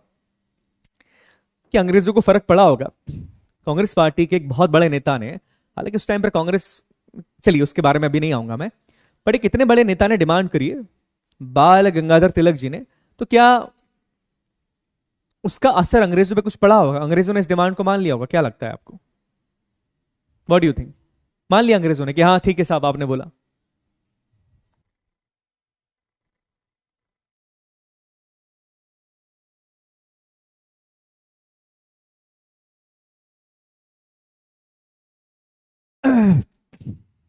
ऑब्वियसली नॉट, नहीं मानेंगे। देखो अंग्रेजों को क्यों फर्क पड़ेगा? क्या नहीं, दे don't even care.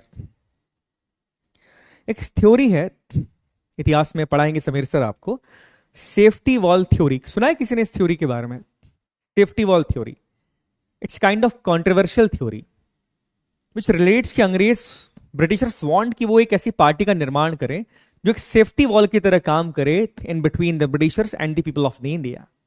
That's why they created a kind of party. ये सेफ्टी वॉल थ्योरी है जो आगे जाके आप इतिहास के अंदर पढ़ेंगे, समीर सर पढ़ाएंगे आपको। पर सीधी सी बात है, यहां पर अंग्रेजों ने इस डिमांड को तो बिल्कुल नहीं माना। नहीं माना, क्यों मानेंगे अंग्रेज? नहीं, इस डिमांड को क्यों मानेंगे? दे डोंट इवन केयर। अब इसी बीच आप देखेंगे इसके काफी साल बाद 1924 एक साल था, 1924। कौन सा ईयर है? 1924, 1924 की बात है। 1924 के अंदर क्या होता है, कांग्रेस से अलग होकर दो व्यक्ति, कांग्रेस के अंदर थे पहले दो व्यक्ति और बड़े इंपॉर्टेंट नेता हैं भारत के, ये दोनों व्यक्ति पहले कांग्रेस के अंदर ही थे, बट कांग्रेस से अलग होके दोनों व्यक्ति किस रीजन से अलग होते हैं इतिहास में पढ़ेंगे आप, बट थोड़ी सी हिंट दे देता हूं। महात्मा गांधी जी के कुछ पॉइंट्स इनको पसंद नहीं थे, इसीलिए कांग्रेस से दोनों अपने आप को अलग कर लेते हैं और अलग होने के बाद ये एक पार्टी बनाते जिस पार्टी का नाम था स्वराज पार्टी। क्या नाम है इस पार्टी का? स्वराज पार्टी। ये दो लोग कौन है? पहले व्यक्ति है इसमें उस टाइम के एक बहुत बड़े वकील जो कि पंडित जवाहरलाल नेहरू जी के फादर है मोतीलाल नेहरू, और दूसरे कौन है? दूसरे हैं CR दास, चितरंजन दास जी। ये दोनों मिलकर एक पार्टी का निर्माण करते, इस पार्टी का नाम था स्वराज पार्टी। और स्वराज पार्टी, आपको केवल अभी ये पॉइंट रखना है, देखिए आपको समझना पड़ेगा, मैं बहुत डिटेल में नहीं जा सकता अभी क्योंकि अपन इतिहास का लेक्चर नहीं पढ़ रहे हैं। ये पार्टी क्या है, इसी पार्टी क्यों बनी, इस पार्टी ने क्या चीजें करी, वो आप इतिहास के अंदर पढ़ेंगे, बट इसने पॉलिटिकल पॉइंट ऑफ व्यू से क्या किया, संवैधानिक पॉइंट ऑफ व्यू से क्या किया, वो मैं आपको बता सकता हूं। तो 1924 में स्वराज पार्टी पहली बार डिमांड करती है अंग्रेजों से कि हमें भारत का एक संविधान चाहिए। तो यहां से एक सवाल बनता है कि पहली बार भारत के संविधान की डिमांड किस पार्टी ने करी? तो पहली बार भारत के संविधान की डिमांड जो पॉलिटिकल पार्टी कर रही है, that is the Swaraj party, not the Indian national Congress. याद रखना, पहली बार कौन कर रही है? पहली बार कर रही है स्वराज पार्टी। कब कर रही है? 1924 में। इसके 10 साल बाद 1934 में एक बार फिर से करती है, हालांकि तब तक पार्टी डिसॉल्व हो जाती है, कांग्रेस के अंदर मिल जाती है, बट एक बार फिर से डिमांड करते हैं। बट आपको जो ईयर एक्जैक्टली याद रखना है कि पहली बार कब डिमांड कर रहे हैं साहब। पहली बार बात की जाए तो 1924 में पहली बार ये जो आइडिया दिया गया कि हाँ भारत का एक संविधान होना चाहिए, संविधान के लिए संविधान सभा का निर्माण करना चाहिए। संविधान सभा का मतलब क्या होता है? Constituent assembly. कि संविधान बनाएगा कौन? संविधान को बनाने के लिए कुछ लोगों की टीम होगी और वो लोग संविधान को बनाएंगे और उस असेंबली को कहा जाएगा कॉन्स्टिट्यूएंट असेंबली। तो ये पहली बार इस तरह की जो डिमांड कर रही है वो कौन कर रही है? वो कर रही है स्वराज पार्टी 1924 में। 34 में इन्होंने फिर से करी, बट पहली बार डिमांड करी 1924 के अंदर। कौन कर रहे हैं साहब? यहां पर कर रहे हैं स्वराज पार्टी। यहां तक क्लियर है? क्लियर है। अब इसके बाद क्या होता है? इसके बाद इस डिमांड को एक क्लियर थॉट दिया, ध्यान से मेरी बात सुनिएगा, इस डिमांड को क्लियर थॉट देने वाले एक और महान व्यक्ति है। बट इसी के बाद, इसी के 4 साल बाद 1928 का समय आता है। 1928 में एक रिपोर्ट पब्लिश की जाती है। अब देखिए बहुत डिटेल में अभी नहीं जाऊंगा, अभी केवल पॉलिटिकल पॉइंट ऑफ व्यू से याद रखिएगा। 1928 में एक रिपोर्ट पब्लिश की जाती है, किसके द्वारा? मोतीलाल नेहरू जी के द्वारा।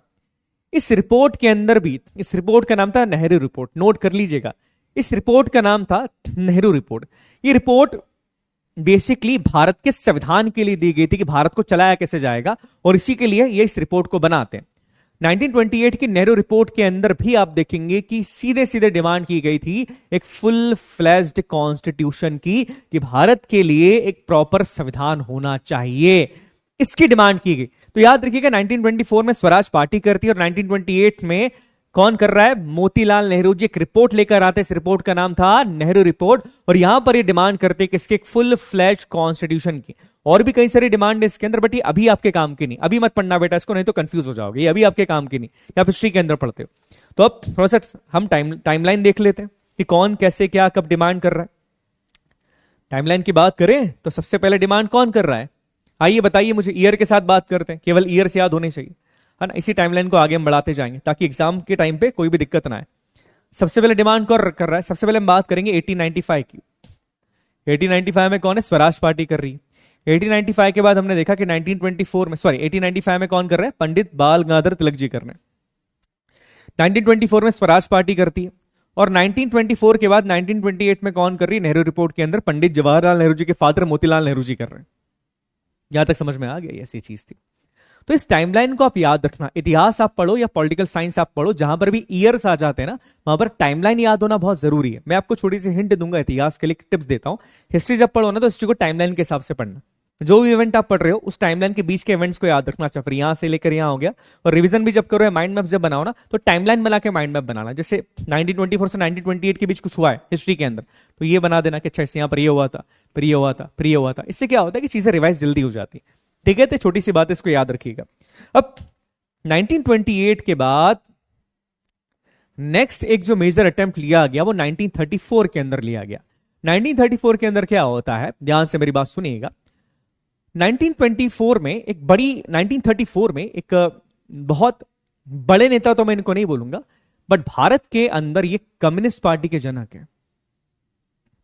भारत के अंदर एक कम्युनिस्ट पार्टी के जनक। कम्युनिस्ट पार्टी सुना है आपने? आज भी भारत के अंदर कम्युनिस्ट पार्टी है। हाँ है।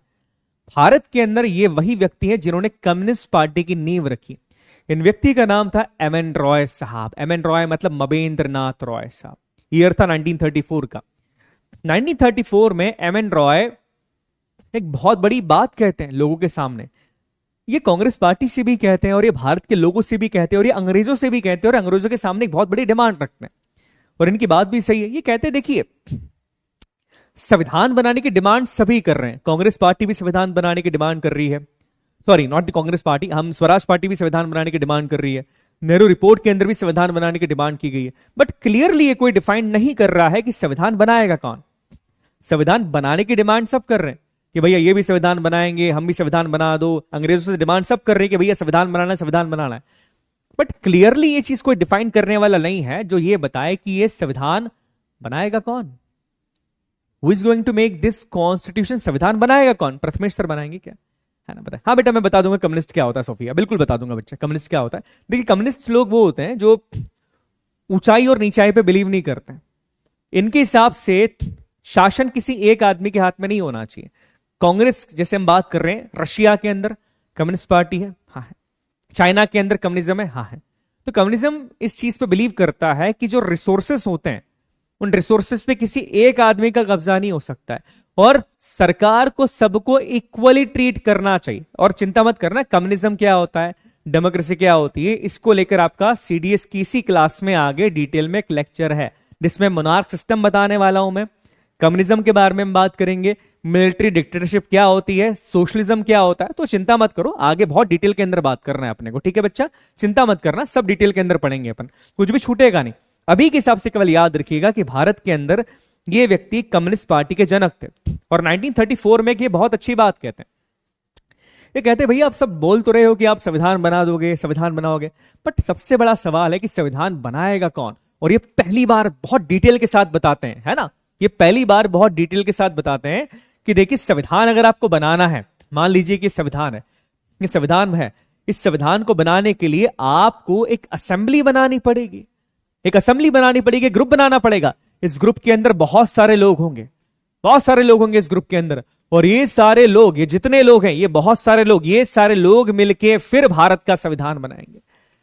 और ये जो असेंबली होगी, इस असेंबली का नाम रखा जाएगा कॉन्स्टिट्यूएंट असेंबली, संवैधानिक सभा, जिसे कॉन्स्टिट्यूएंट असेंबली कहा जाएगा। तो पहली बार याद रखिएगा, पहली बार ब्रीफली, पहली बार डिटेल में संविधान सभा बनाने की डिमांड जो व्यक्ति कर रहा है, पहली बार डिटेल में बात कर रहे हैं। इसके पहले लोग बोल रहे हैं कि यहां संविधान ये लोग बनाएंगे, बट क्लियरली डिटेल में जो बात कर रहे हैं, पहली बार संविधान सभा बनाने की, पहली बार कॉन्स्टिट्यूएंट असेंबली बनाने की डिटेल में जो व्यक्ति बात कर रहा है, उनका नाम याद रखिएगा, उनका नाम है एम.एन. रॉय साहब। ये नोट कर लीजिएगा। तो 1928 के बाद कौन आ गए? 1934 में कौन आ गया? एम.एन. रॉय साहब आ गए। क्लियर हो गया? याद रखना, टाइमलाइन याद रखना। अब 1934 में जब ये बात हो गई, अब इसके बाद कांग्रेस पार्टी को भी लगा कि यार ये तो कम्युनिस्ट पार्टी, ये तो कोई बहुत बड़ी पार्टी है नहीं, ये डिमांड कर रही है अंग्रेजों से संविधान सभा के निर्माण की, ये बात कर रही है कि संविधान को बनाने के लिए एक असेंबली का निर्माण करो, चलो हम भी डिमांड करेंगे। तो इसके एक साल बाद 1935 में आईएनसी मतलब इंडियन नेशनल कांग्रेस, उस समय की सबसे बड़ी पॉलिटिकल पार्टी, याद रखिएगा, इंडियन नेशनल कांग्रेस उस समय की सबसे बड़ी पॉलिटिकल पार्टी। कब की? उस समय की सबसे बड़ी पॉलिटिकल पार्टी। 1935 में कांग्रेस भी ऑफिशियल डिमांड करेगी। कांग्रेस का ऑफिशियल स्टेटमेंट है, याद रखना, कि हमको भी संविधान सभा चाहिए, हमको संविधान बनाना है और इसके लिए आप एक संविधान सभा का निर्माण करो। तो 1935 में कांग्रेस की तरफ से ऑफिशियल स्टेटमेंट आता है और 1935 में कांग्रेस ऑफिशियली डिमांड करेगी किसकी? संविधान सभा की, कि भैया संविधान सभा का निर्माण कीजिए और संविधान सभा का निर्माण करके भारत का एक संविधान बनाने में हमारी मदद कीजिए। बताइए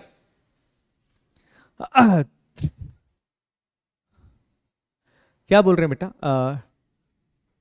कंफ्यूज किस बात को लेकर है बेटा? नेहरू रिपोर्ट को भी डिटेल में नहीं जानना है। अरिन महिमा, देखो एक चीज याद रखना बेटा, मैं फिर से बता दूं, ये पॉलिटिकल लेक्चर है, हिस्ट्री का लेक्चर नहीं है, ठीक है? तो नेहरू रिपोर्ट को बहुत डिटेल में नहीं जाना है। नेहरू रिपोर्ट एक अटेम्प्ट था कि भारत के लोगों को बेसिकली चैलेंज दिया था। एक कहानी को शॉर्ट में करके बताता हूं, लॉन्ग कहानी को शॉर्ट में करके बताता हूं। भारत के लोगों को चैलेंज दिया अंग्रेजों ने। अंग्रेजों ने बोला कि भैया अगर तुम इतने समझदार हो ना, तो तुम खुद ही अपना एक संविधान बना के तैयार कर लो। तुम खुद अपना एक संविधान बना के बताओ कि तुम अपने देश को किस तरीके से चलाना चाहते हो। और उसके रिस्पॉन्स में कांग्रेस पार्टी की तरफ से मोतीलाल नेहरू जी, और उनकी हेल्प करी थी उनके सुपुत्र पंडित जवाहरलाल नेहरू जी ने, उन्होंने एक रिपोर्ट बनाई और उसी रिपोर्ट का नाम था नेहरू रिपोर्ट, है ना। अब आप डिटेल के अंदर पढ़ोगे, जब आप साइमन कमीशन के बारे में बात करोगे, फिर नेहरू रिपोर्ट का मिक्सचर हो जाता है, उसके बाद 3 राउंड टेबल कॉन्फ्रेंस होगी, अब आगे इतिहास के पन्नों में वो चीजें पढ़ते हो। अभी कंफ्यूज मत होना बेटा, अभी केवल ये चीज याद रखिएगा कि नेहरू रिपोर्ट एक ऐसी रिपोर्ट बनाई गई थी जो कि संविधान की तरह काम करेगी। हमें चैलेंज दिया अंग्रेजों ने, हमने अंग्रेजों से पूछा कि भैया साइमन कमीशन के अंदर तुमने जो लोग आप लेकर आ रहे हो, साइमन कमीशन के अंदर जो लोग आएंगे उसमें सारे के सारे विदेशी हैं, इंडियन तो कोई भी नहीं है, भारतीय तो कोई भी नहीं है ना। तो अंग्रेजों का एक जवाब था कि भैया हम आपको उस काबिल नहीं समझते कि आप भारत का संविधान बना दो। ये चीजें थी, है ना। तो ये चीज याद रखिएगा। अब इसके बहुत डिटेल में नहीं जाऊंगा, क्यों? बिकॉज वो इतिहास का पार्ट है, वो हिस्ट्री का पार्ट है, वो पॉलिटी का पार्ट नहीं। आई होप आप समझ रहे होंगे। आई बात समझ में? पढ़ाने में मैं पढ़ा दूंगा, but this is not my subject right now, तो मैं अभी उसके ऊपर नहीं जा सकता। अभी हमको केवल पॉलिटिकल पॉइंट ऑफ व्यू से पढ़ना है। क्या नेहरू रिपोर्ट थी, वो 1928 के अंदर आई, उसमें भी संविधान की डिमांड कर दी थी। आई बात समझ में? चलिए आगे बात करते हैं। अब देखो, यहां तक अंग्रेजों को इस चीज से कोई फर्क नहीं पड़ रहा था। अंग्रेजों ने बोला ठीक है, आप इतनी बड़ी डिमांड कर रहे हो, संविधान सभा की आप निर्माण की बात करते हो, तो आप अपनी डिमांड रख दो, बट हम इस डिमांड पे कोई एक्शन नहीं लेने वाले हैं। They are not going to take any action on that demand. उन्होंने इस डिमांड पे कोई एक्शन लिया नहीं लिया। अब क्या होता है, इसके बाद 1938 का समय आता है। याद रखना, ये काफी इंपॉर्टेंट स्लाइड है, वेरी इंपॉर्टेंट स्लाइड। यहां से सीडीएस ने 3 बार सवाल पूछा है प्रीवियस ईयर के अंदर, और अगर मैं सीएपीएफ की बात करूं तो सीएपीएफ ने यहां से 2 बार सवाल पूछा है। तो आप चाहे सीडीएस की तैयारी कर रहे हो, सीएपीएफ की तैयारी कर रहे हो, ये स्लाइड आप दोनों के लिए बड़ी इंपॉर्टेंट है। 3 साल बाद 1938 में कांग्रेस पार्टी में पंडित जवाहरलाल नेहरू जी का दर्जा काफी ऊंचा उठ गया था, इनका दर्जा काफी बढ़ गया था, पंडित जवाहरलाल नेहरू जी का। अब पंडित जवाहरलाल नेहरू जी एक और डिमांड रखते हैं अंग्रेजों के सामने। वो क्या कहते हैं कि देखिए, संविधान होगा और संविधान बनाने के लिए संविधान सभा होगी। ये डिमांड तो पहले भी थी, ठीक है नहीं? पहले भी ये डिमांड तो पहले भी थी ना कि भारत का एक संविधान होगा और संविधान बनाने के लिए एक संविधान सभा का निर्माण किया जाएगा। ये डिमांड तो पहले भी थी। बट 1938 में पंडित जवाहरलाल नेहरू जी अंग्रेजों के सामने 2 नई डिमांड रखते हैं। कितनी? 2 नई डिमांड रखेंगे, और ये डिमांड जायज भी है। पहली डिमांड वो लगते हैं कि जितने भी लोग होंगे जो भारत का संविधान बनाएंगे, ऑब्वियसली संविधान सभा के अंदर बहुत सारे लोग होंगे, और ये जितने भी लोग होंगे जो भारत का संविधान बनाएंगे, सबसे पहली डिमांड, ये सारे के सारे लोग भारतीय होने चाहिए। किसका? ये सारे के सारे लोग भारतीय होना चाहिए।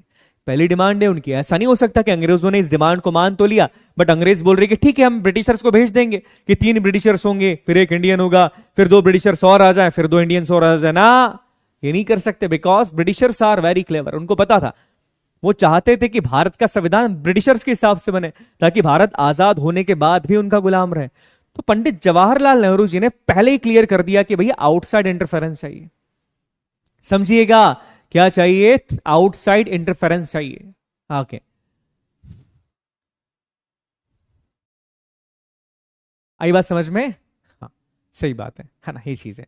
वीकली टेस्ट कब होगा सर जी? ओके चिराग, वीकली टेस्ट 1 वीक के बाद हो जाएगा, है ना। शायद संडे को होगा आपका, नेक्स्ट संडे शायद टेस्ट होता है आपका, है ना। ऑब्वियसली संडे को ही होगा। तो पहली डिमांड नहीं थी। दूसरी डिमांड उनकी ये थी कि जितने भी लोग आ रहे हैं ना, ये ऐसा नहीं आ सकता कि कोई बहुत बड़ा वकील है, बहुत बड़ा नेता है, तो उसका चाचा आ गया, उसका भांजा आ गया ना। जो भी व्यक्ति आएगा इलेक्शन के थ्रू आएगा। कैसे आएगा? इलेक्शन के थ्रू आएगा। 2 डिमांड्स रखी पंडित जवाहरलाल नेहरू जी ने। क्या डिमांड रखी? पहली डिमांड थी कि सबसे पहली बात, ये जितने भी संविधान सभा के अंदर जितने भी लोग, they all should be Indian only, ये सारे के सारे भारतीय होने चाहिए, नंबर 1। दूसरी डिमांड ये रखते हैं कि दूसरी डिमांड क्लियरली कहती है कि साहब इनके लिए आपको इलेक्शंस करवाना पड़ेगा। क्या करवाना पड़ेगा? इलेक्शन करवाना पड़ेगा। बिना इलेक्शन के कोई नहीं आएगा। अब आप लोग इतने समझदार हैं, आप सीडीएस की सीएपीएफ की तैयारी कर रहे हैं, मुझे बताइए क्या ये दोनों डिमांड सही थी या गलत थी आपके हिसाब से? ये दोनों डिमांड्स इनकी सही है या गलत है, बताइए।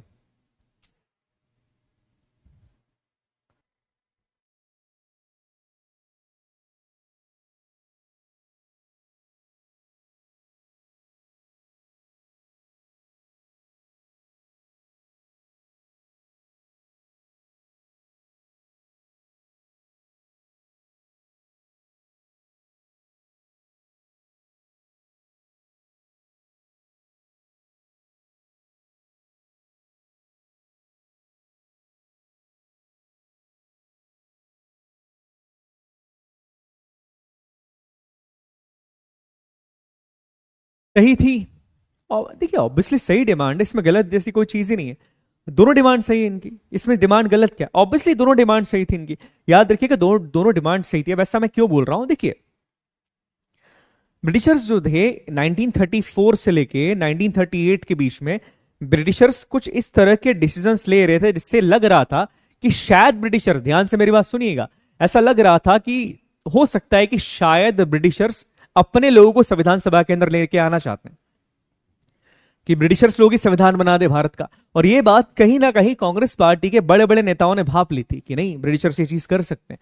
इसीलिए शुरुआत में डिसीजन ले लिया गया कि ये जो संविधान बनाया जाएगा, पहली बात है केवल भारतीयों के द्वारा बनाया जाएगा। और भारतीय जब इस संविधान को बनाएंगे तो जितने भी लोग संविधान सभा के अंदर आ रहे हैं ना, इनका इलेक्शन करवाया जाएगा, बिना इलेक्शन के कोई नहीं आएगा। अब मुझे एक बात बताइए, 1935 के बाद 1938 के अंदर ये डिमांड रखी जा रही है। एक बार अपन टाइमलाइन देख लेते हैं। टाइमलाइन कहां गई अपनी? 1934 के बाद 1935 के अंदर कौन आ गई? कांग्रेस आ गई। और 1935 के बाद 1938 में कौन आ गए? पंडित जवाहरलाल नेहरू आ गए। ये डिमांड्स तो ये रख रहे हैं। आपको क्या लगता है कि इतनी डिमांड्स के बाद कांग्रेस पार्टी की बात को मान लिया होगा? नहीं, नहीं माना होगा, आप समझते हैं। और इसी बीच आप देखिएगा, इसी साल 1930, एक साल बाद 1939 में सेम डिमांड जो पंडित जवाहरलाल नेहरू जी ने डिमांड रखी थी ना, वो सेम डिमांड कौन रखते हैं? वो सेम डिमांड रखते हैं यहां पर चक्रवर्ती राजगोपालाचारी जी, सी राजगोपालाचारी जी। ये भी सेम डिमांड रखते हैं 1939 के अंदर। कब रख रहे हैं? 1939 में। अब मुझे बताइए कि ये सारी चीजें हो रही हैं, इतनी सारी चीजें यहां पर हो रही है, क्या ब्रिटिशर्स ने अंग्रेजों की डिमांड को मान लिया होगा? बेटा आउटसाइड इंटरफेरेंस का मतलब होता है योगेश कि बिना किसी बाहर के व्यक्ति के, बाहर का आदमी मतलब अंग्रेज, कोई अंग्रेज संविधान सभा के अंदर नहीं आ सकता। कोई अंग्रेज संविधान सभा के अंदर आके भारत का संविधान नहीं बना सकता। अब अगेन सवाल है कि सर इतनी चीजें हम कर रहे हैं, दनपन कर रहे हैं, हम ये कर रहे हैं, वो कर रहे हैं, बट ये हम लोग कर तो रहे हैं, बट क्या इससे अंग्रेजों पे कोई असर पड़ रहा? नहीं, अंग्रेजों पे इससे कोई असर नहीं पड़ रहा। सी मैं आपको क्लियरली बता दूं, दे डोंट इवन केयर, उनको फर्क ही नहीं पड़ता। आप करते रहो डिमांड, उनको क्या फर्क पड़ना है? फर्क पड़ना है क्या? नहीं, अंग्रेजों को फर्क नहीं पड़ता। देखो एक चीज मेरी हमेशा याद रखना, अंग्रेजों को केवल तब फर्क पड़ता था जब उन्हें हमारी जरूरत होती थी। अंग्रेजों को अगर हमारी जरूरत है ना, तब उनको फर्क पड़ता है कि हाँ अब हमको ये चीज करनी पड़ेगी। बट अगर अंग्रेजों को हमारी जरूरत ही नहीं है, उनको क्या फर्क पड़ रहा है? दे डोंट इवन केयर, उनको कोई फर्क नहीं पड़ता आप क्या कर रहे हो क्या नहीं कर रहे हो। दे don't even care, believe me, वो किसी भी तरह का क्या हमको वो केयर नहीं करते कि उनको फर्क पड़ रहा है, नहीं कोई फर्क नहीं पड़ रहा उनको। दे डोंट इवन केयर। अब सेम चीज हमको होती है कि यार अंग्रेजों को तो कोई फर्क नहीं पड़ रहा है, बट इस बीच अंग्रेजों को हमारी जरूरत पड़ने लगती है। जरूरत क्यों पड़ रही है अंग्रेजों को हमारी? अंग्रेजों को भारतीयों की जरूरत है, और भारतीयों से ज्यादा अंग्रेजों को जरूरत है भारत की सबसे बड़ी पार्टी के पॉलिटिकल सपोर्ट की। और उस टाइम पर भारत की सबसे बड़ी पॉलिटिकल पार्टी कौन सी है? Indian national Congress. उनको कांग्रेस के सपोर्ट की जरूरत है। बेसिकली होता यह है कि वर्ल्ड वॉर सेकंड शुरू हो जाता है। देखिए आप, वर्ल्ड वॉर सेकंड शुरू हो गया है। वर्ल्ड वॉर सेकंड जो कि 1939 से लेकर 1945 तक चला। अब वर्ल्ड वॉर सेकंड के अंदर क्या हो रहा है, ध्यान से मेरी इस बात को सुनिएगा। वर्ल्ड वॉर सेकंड में ब्रिटिशर्स ने एक बहुत बड़ी गलती कर दी। ब्रिटिशर्स ने क्या करा, बिना भारतीयों की परमिशन के, बिना हमसे परमिशन ली, हमसे मतलब कांग्रेस से परमिशन लिए, उस टाइम पर भारतीयों को कांग्रेस रिप्रेजेंट कर रही थी, बिना कांग्रेस पार्टी से परमिशन लिए उन्होंने वर्ल्ड वॉर सेकंड के अंदर भारत को झोंक दिया। भारत ब्रिटिशर्स की कॉलोनी थी, उन्होंने भारत को वर्ल्ड वॉर सेकंड के अंदर झोंक दिया। दूसरी बात, हमारे सोल्जर्स को, इंडियन सोल्जर्स को वर्ल्ड वॉर सेकंड लड़ने के लिए भेज दिया। सोचिए ब्रिटिशर्स ये कर रहे हैं, इंडियन सोल्जर्स को लड़ने के लिए भेज दिया। जब ये बात इंडियन नेशनल कांग्रेस को पता लगी, तब इंडियन नेशनल कांग्रेस का जो रिएक्शन है वो कैसा होगा? ऑब्वियसली वो रिएक्शन सही नहीं था। जब ये बात इंडियन नेशनल कांग्रेस को पता लगी तो कांग्रेस ने क्या करा? कांग्रेस ने इस चीज का विरोध करना शुरू कर दिया। और इस चीज का विरोध करने के कारण कई सारे भारतीय सैनिक ऐसे थे जो कि वॉर के लिए नहीं जा रहे थे। अब वो वॉर लड़ने नहीं जा रहे। क्यों लड़ने नहीं जा रहे? बिकॉज कांग्रेस ने मना कराया कि नहीं भैया वॉर लड़ने मत जाना, ब्रिटिशर्स हमारी किसी बात को नहीं मानते, हम उनके लिए लड़ाई क्यों लड़े। अब जब ब्रिटिशर्स तक ये बात पहुंची कि यार बिना भारतीयों के सपोर्ट के, बिना भारत की सबसे बड़ी पॉलिटिकल पार्टी के सपोर्ट के हम भारतीय सैनिकों की मदद नहीं ले सकते। दूसरी बात, भारत का सपोर्ट हमको नहीं मिला तो दिक्कत हो सकती है आगे जाके। भारत ने अगर किसी दूसरी कंट्री को सपोर्ट कर लिया तो फिर समस्या हो जाएगी।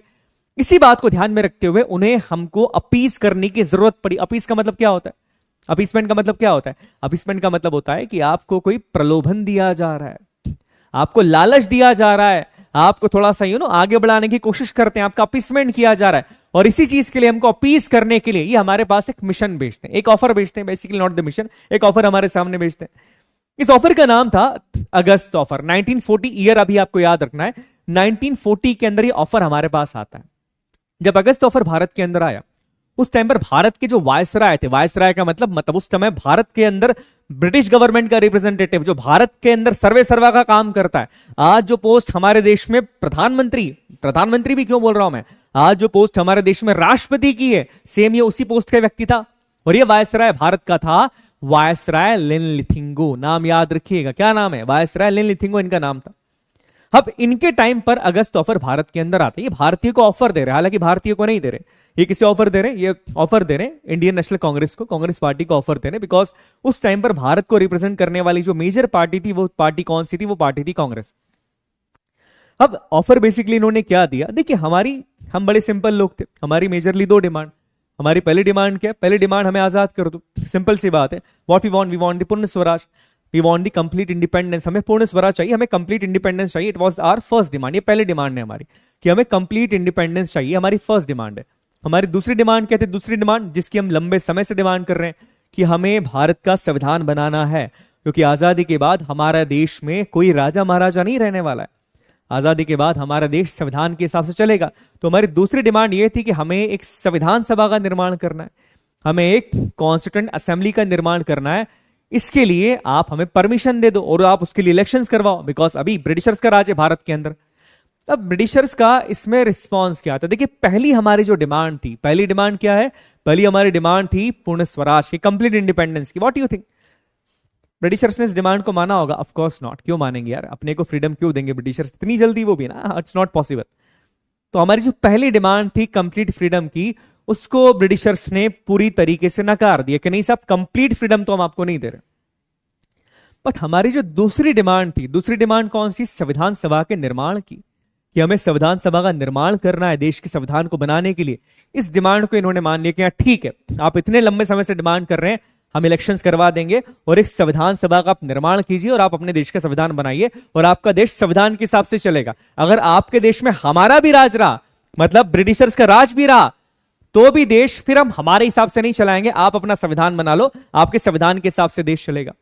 अब दूसरी डिमांड को तो ब्रिटिशर्स ने मान लिया, और यह पहली बार था, इस पॉइंट को नोट कर लीजिएगा, ये पहली बार था जब ब्रिटिशर्स ने हमारे संविधान को बनाने की डिमांड को एक्सेप्ट कर लिया था। इसके पहले एक्सेप्ट ही नहीं कर रहे थे, रिकॉग्नाइज ही नहीं कर रहे थे, पहचान ही नहीं रहे थे।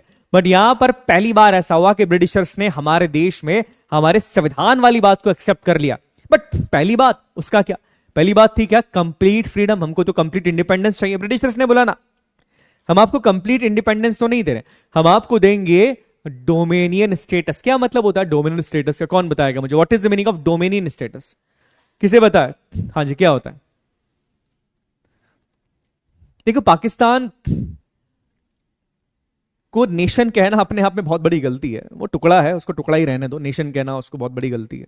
एक नेशन का, मैंने पहले कुछ लेक्चर्स के अंदर भी कहा, nation has his own culture, his own history. Pakistan doesn't have his own culture और हिज हिस्ट्री। अपने इतिहास के अंदर भारत के बारे में पढ़ाते होंगे, और क्या ही पढ़ाएंगे। हाँ चलो ठीक है। हाँ जी, मैं पूछ रहा हूं आपसे, what is the meaning of dominant status? Dominion status का मतलब क्या होता है? क्या होता है डोमिनेंट स्टेटस का मतलब? Half freedom, partial independence, not full independence. बिल्कुल सही बात, आपके सबके आंसर सही है। पार्शियल इंडिपेंडेंस, देखिए क्या मतलब होता है डोमिनेंट स्टेटस का। एक एग्जांपल के तौर पे हम बात करते हैं, मान लो अंग्रेज भारत को छोड़ के चले गए, अब भारत ने कोई कानून बनाया, कोई लॉ बनाया। लॉ क्या बनाया भैया कि आज के बाद हम पाकिस्तान के साथ कोई व्यापार नहीं करेंगे। आज अगर भारत ने कानून बनाए अपने देश में कि हम पाकिस्तान के साथ कोई व्यापार नहीं करेंगे, तो क्या हमको किसी कंट्री से पूछना पड़ता है, अमेरिका से, ब्रिटेन से पूछना पड़ता है? क्या नहीं पूछना पड़ता? We don't need to ask from any country, हम किसी कंट्री से नहीं पूछते। पर जब आप डोमेनियन स्टेटस के बारे में बात करते हैं, इसका मतलब ये होता है कि भारत में जो भी भारत फैसले लेगा, उसको अंत में जाके ब्रिटिश गवर्नमेंट की परमिशन लेनी पड़ेगी।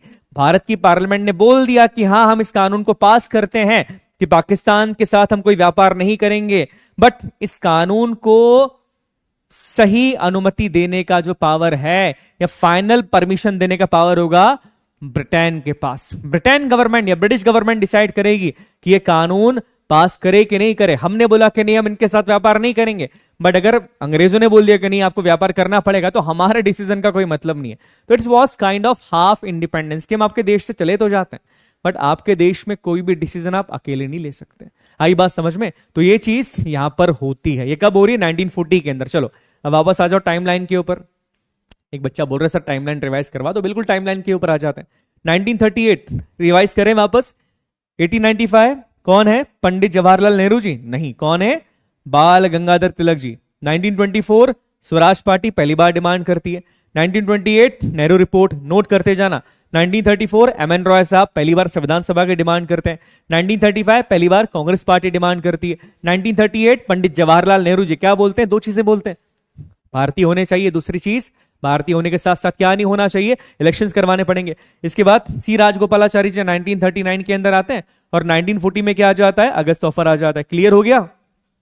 समझ में आ गया? हाँ जी, क्लियर हो गया? प्लीज कंफर्म क्लियर हो गया। इसको थोड़ा और इधर कर देते हैं ताकि टाइमलाइन आगे बढ़ा दें। समझ में आ गया बेटा?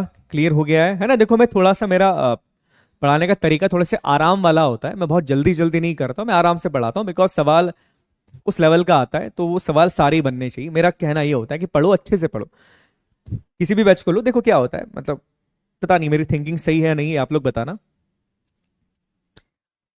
इस एज में आपके पास जिस चीज की सबसे ज्यादा कमी वो है आपके पास समय की। अब आप ये नहीं कर सकते कि आपने पहले सीडीएस सीएपीएफ का बैच लिया, फिर तुम सीडीएस सीएपीएफ के अंदर महादेव ना करे, आपका नहीं निकला एग्जाम, फिर आप अलग से कभी स्टेट पीसीएस का कोई बैच खरीदो, 6 महीने उसमें बर्बाद करो, पैसा बर्बाद करो, फिर वो नहीं निकले तो फिर एमपीपी यूपीएससी का या किसी भी ऐसे बैच को परचेस करो, उसमें पैसा लगाओ। तो बेटर है कि जब किसी सब्जेक्ट को पढ़ रहे हो तो उसको थोड़ा सा गहराई के साथ पढ़ लो। तो मुझे भी एक संतुष्टि हो जाती है कि मेरे बच्चों को मैंने बहुत सब पढ़ा दिया है, अब वो बच्चा किसी भी एग्जाम के अंदर पॉलिटी का क्वेश्चन सही करके आ जाएगा। ठीक है, तो ये मेरा थोड़ा सा मानना रहता है। तो कभी आपको लगे ना कि सर आप बहुत डिटेल के अंदर जा रहे हो या इतना डिटेल में नहीं जाना चाहिए, बेटा वो जरूरी रहता है ना। आप जिस एग्जाम को आप दे रहे हो ना उसके एग्जाम के हिसाब से भी जरूरी है। और आपके पास क्या है? आपके पास समय नहीं है। मैं क्लियरली आपसे बोल रहा हूं, आपके पास समय बिल्कुल नहीं है। ये 2-3 साल है तुम्हारे पास, इसमें हो गया तो हो गया, नहीं तो फिर क्या करोगे? फिर दूसरे एग्जाम पे स्विच करना मजा नहीं आता फिर उसमें। एक ही बार में बेस इतना स्ट्रांग कर लो कि किसी भी एग्जाम को बिल्कुल फोड़ के आ जाओ। ठीक है, चलिए ठीक है, टाइमलाइन देख लेना इसको। चलो आगे बात करते हैं। हाँ जी, अब देखो सीधी सी बात है। अब ये इन्होंने इतनी ऊंची बात कर दी, ये क्या बोल रहे हैं साहब कि आपको देंगे डोमेनियन स्टेटस। और उस टाइम पर ब्रिटेन में कौन है प्रधानमंत्री? ब्रिटेन के प्रधानमंत्री हैं भाई साहब ये विंस्टन चर्चिल। इन्हीं की बात कर रहा था मैं। The person who is hated everyone, जो भारतीयों से नफरत करता था। क्या नाम था इसका? Winston Churchill. कभी बताऊंगा इन भाई साहब के बारे में, इनकी कहानियां, इनके किस्से। ब्रिटेन के अंदर तो हालांकि इनको एक हीरो के तौर पे पूजा जाता है, बट भारतीयों से इनकी नफरत पूरी दुनिया ने देखी। कभी इस बारे में बात करेंगे। अब देखो ये लोग क्या बोल रहे हैं। ये तो पहली चीज इन्होंने हमसे कही कि हम आपको क्या देंगे? हम आपको देंगे डोमेनियन स्टेटस। क्या? डोमेनियन स्टेटस देने वाले हैं। अब इतने पे नहीं माने, ये क्या बोलते हैं पता है? इनका दिमाग देखना। ये कहते हैं कि ठीक है साहब, हम भारत से तो हम चले जाएंगे, आपको डोमिनेंट स्टेटस देंगे, बट आपका डिफेंस, अपनी फौज, हमारी फौज, आपका फाइनेंस, हमारा पैसा, हमारी होम मिनिस्ट्री और हमारे आईएएस आईपीएस अधिकारी ये ब्रिटिश गवर्नमेंट के कहने पे काम करेंगे। इनका दिमाग तो देखो क्या बोल रहे हैं। आपको डोमिनेंट स्टेटस देते हैं, आपकी फौज हमारे कहने पे काम करेगी, आपका पैसा हमारे अंडर रहने वाला है, यहां तक कि आपके आईएएस आईपीएस को भी हमें अपॉइंट करेंगे। हमने बोला फिर ये आजादी दे ही क्यों रहे हो? ये तो नाम मात्र की आजादी। और ये भाई साहब का आइडिया था, इनका आइडिया था। अब ऑब्वियसली जब इस तरह की बातें इन्होंने करी तो हमारे देश के नेताओं ने इस चीज को सिरे से निकार दिया कि नहीं, ये क्या ऑफर दिया आपने, ये आप क्या बात कर रहे हो, ये तो बेवकूफी वाली बात आप कर रहे हो कि ये कर देंगे। अरे कैसी बात कर रहे हो आप चाहते क्या हो? आप बोल रहे हो कि आपको डोमिनेंट स्टेटस दे देंगे, वो भी हमको नहीं, वो तो चाहिए ही नहीं हमको। फिर आप क्या बोल रहे हो कि आपका डिफेंस हमको दे दो। अपना डिफेंस, आपका डिफेंस हम क्यों, हमारा डिफेंस हम आपको क्यों दे दें? अरे क्या बात कर रहे हो, कैसे दे सकते हैं आपका डिफेंस? और इस बात पर कांग्रेस पार्टी के अंदर जो 2 बड़े नेता थे वो ब्रिटिश गवर्नमेंट से काफी नाराज हो गए। गांधी जी का एक स्टेटमेंट है, ये स्टेटमेंट यहां पर लिखा है मैंने, ना बहुत डिटेल में मत जाना स्टेटमेंट के, इस स्टेटमेंट का एसेंस में बताता हूं आपको। गांधी जी ने बोला कि ये जो आपने ऑफर हमको दिया है ना, ये ऑफर देके आपने हम दोनों के बीच की दूरी को और बढ़ा दिया। ये ऑफर देके आपने हम दोनों की नजदीकियों को नहीं बढ़ाया है कि साहब ब्रिटिश गवर्नमेंट और कांग्रेस पार्टी या भारत और ब्रिटिश गवर्नमेंट के बीच की दूरी दूर हो गई हो, नहीं। ये ऑफर देके आपने हम दोनों के बीच की दूरियों को और बढ़ा दिया है। नजदीकियां तो भाई दूरियों में बदल गई। तो ये चीज इन्होंने कही, किसने? महात्मा गांधी जी ने। इसी के साथ यहां पर नेहरू जी का स्टेटमेंट सीडीएस ने एक बार पूछा सीडीएस ने।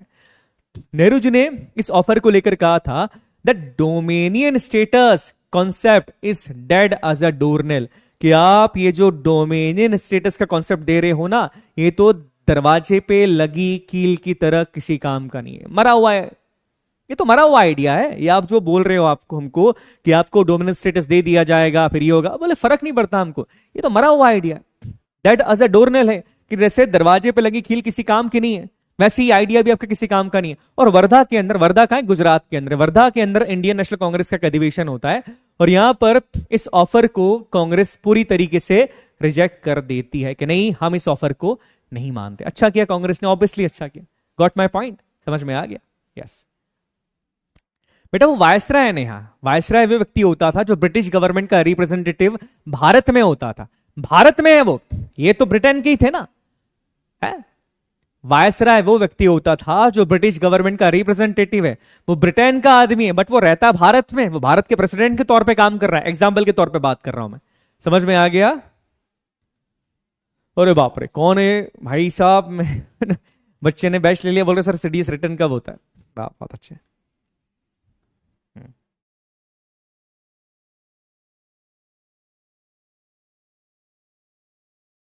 चलिए ठीक है ना, याद रखिएगा अपने फिजिकल फिटनेस के ऊपर भी ध्यान देना। जितने भी बच्चे, गर्ल्स बॉयज दोनों है, चाहे सीडीएस हो या सीएपीएफ हो, both exams are for the forces and forces में बिलीव मी, अपने एक्सपीरियंस से बोल रहा हूँ, फिटनेस का लेवल बहुत अच्छा होना चाहिए। The training they are going to give you बहुत डिफिकल्ट होती है वो, तो अपना फिजिकल फिटनेस का लेवल अच्छे से बढ़ा कर रखना। ये मैं एडवाइस दे रहा हूँ। 6 महीने के अंदर अगर ओवरवेट हो या वेट कम है उसको सही करने की कोशिश करना। इवन सीएपीएफ के अंदर भी जब आप इंटरव्यू के अंदर जाते हो ना, इंटरव्यू से पहले आपका फिजिकल हो जाता है। फिजिकल में 800 मीटर की रनिंग भी रहती है, 100 मीटर वाला मामला भी उसके अंदर रहता है और इसके अंदर लॉन्ग जंप भी होती है। सीएपीएफ के अंदर ज्यादातर बच्चा जो अटकता है वो लॉन्ग जंप में अटकेगा, लॉन्ग जंप नहीं कर पाते because of their weight, because of the wrong technique, वो लॉन्ग जंप नहीं कर पाते। 3 अटेम्प्ट मिलते हैं आपको, आई बात समझ में? तो ये चीज याद रखिएगा, 3 अटेम्प्ट जब आपको मिलते हैं तो वो लॉन्ग जंप नहीं कर पाते बिकॉज ऑफ देयर फिजिकल। तो वो आप कभी भी ये गलती मत करना कि फिजिकल की वजह से आप मेरा नहीं हो पाया, है ना? तो ये पॉइंट याद रखिएगा। चलिए आगे बात करते हैं। देखो अब अंग्रेज भी थोड़ा टाइम चुप बैठ गए, बट अंग्रेजों के ऊपर एक बहुत बड़ा खतरा मंडरा रहा था और वो खतरा कौन है? जापान। जापान लगातार आगे बढ़ता जा रहा है, जापान लगातार आगे बढ़ता जा रहा है, ध्यान से देखिएगा। जापान लगातार आगे बढ़ता जा रहा है। See that area, Japanese army जैसी वॉर के अंदर आती है, ब्रिटिश आर्मी की हालत खराब कर दी जापानीज आर्मी ने। जापान आर्मी ने इन पूरे एरियाज पे कब्जा कर लिया है। देखो हर जगह इनको जीत हासिल हो रही, जापानीज आर्मी को, इधर इधर इधर हर जगह जीत हासिल हो रही। अब जापानीज आर्मी भारत से बहुत दूर नहीं है, देखो यहां तक तो पहुंच गए, भारत पास में। अब ब्रिटिश गवर्नमेंट के मन में एक बहुत बड़ा डर है, वो डर ये है कहीं ऐसा ना हो कि जापानीज आर्मी की सहायता भारत के लोग करें या इंडियन नेशनल कांग्रेस जापान का साथ दे दे। और अगर जापान का साथ दे दिया कांग्रेस ने तो ऑब्वियसली जापान भारत के ऊपर कब्जा कर लेगा और भारत हमारे हाथ से निकल जाएगा। अब अगेन जरूरत पड़ रही है उनको अपनी, हाँ हमारी जरूरत पड़ रही है उनको, वो चाहते हैं कि हम उनकी सहायता करें। आप अगेन एक ही बार वापस से हमारी तरफ एक ऑफर इन्होंने भेजा कि साहब इस बार हम ये करते हैं। अब ये जो ऑफर इस बार आया, ये आया दूसरे रूप में। इस ऑफर का नाम था क्रिप्स मिशन। भारत के अंदर एक मिशन भेजा जाता है ब्रिटिश गवर्नमेंट के द्वारा। जो ब्रिटेन के अंदर गवर्नमेंट थी वो भारत के अंदर एक मिशन भेजती है, कुछ लोग भेजती है भारत के अंदर।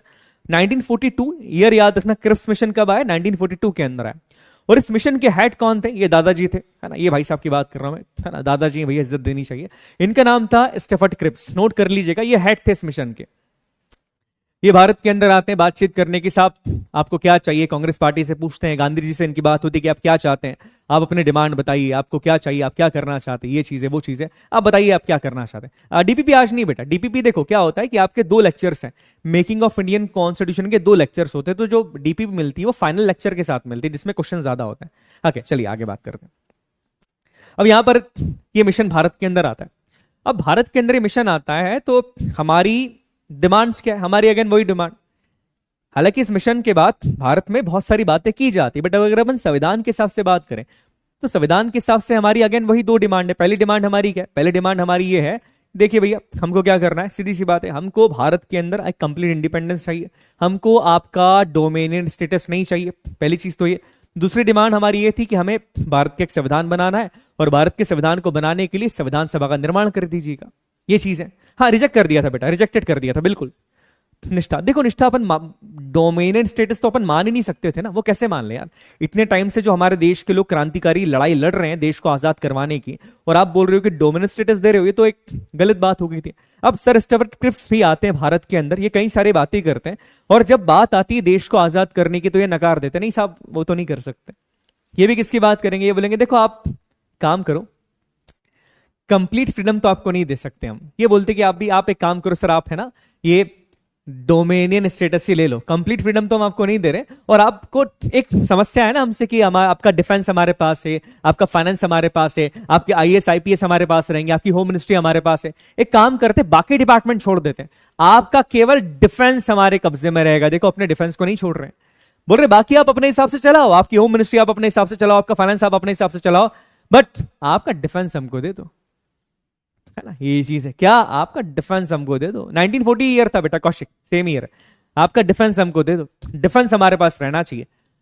इसके बाद इन्होंने एक बहुत गलत बात करी, इन्होंने क्या करा इस ऑफर के अंदर एक और गलत चीज करी, इन्होंने स्टेट्स को राइट टू सिकेट दे दिया। इसको याद रखना, ये आप इतिहास के अंदर भी पढ़ोगे, हिस्ट्री में भी पढ़ाएंगे समीर सर कभी आपको, तो पढ़िएगा।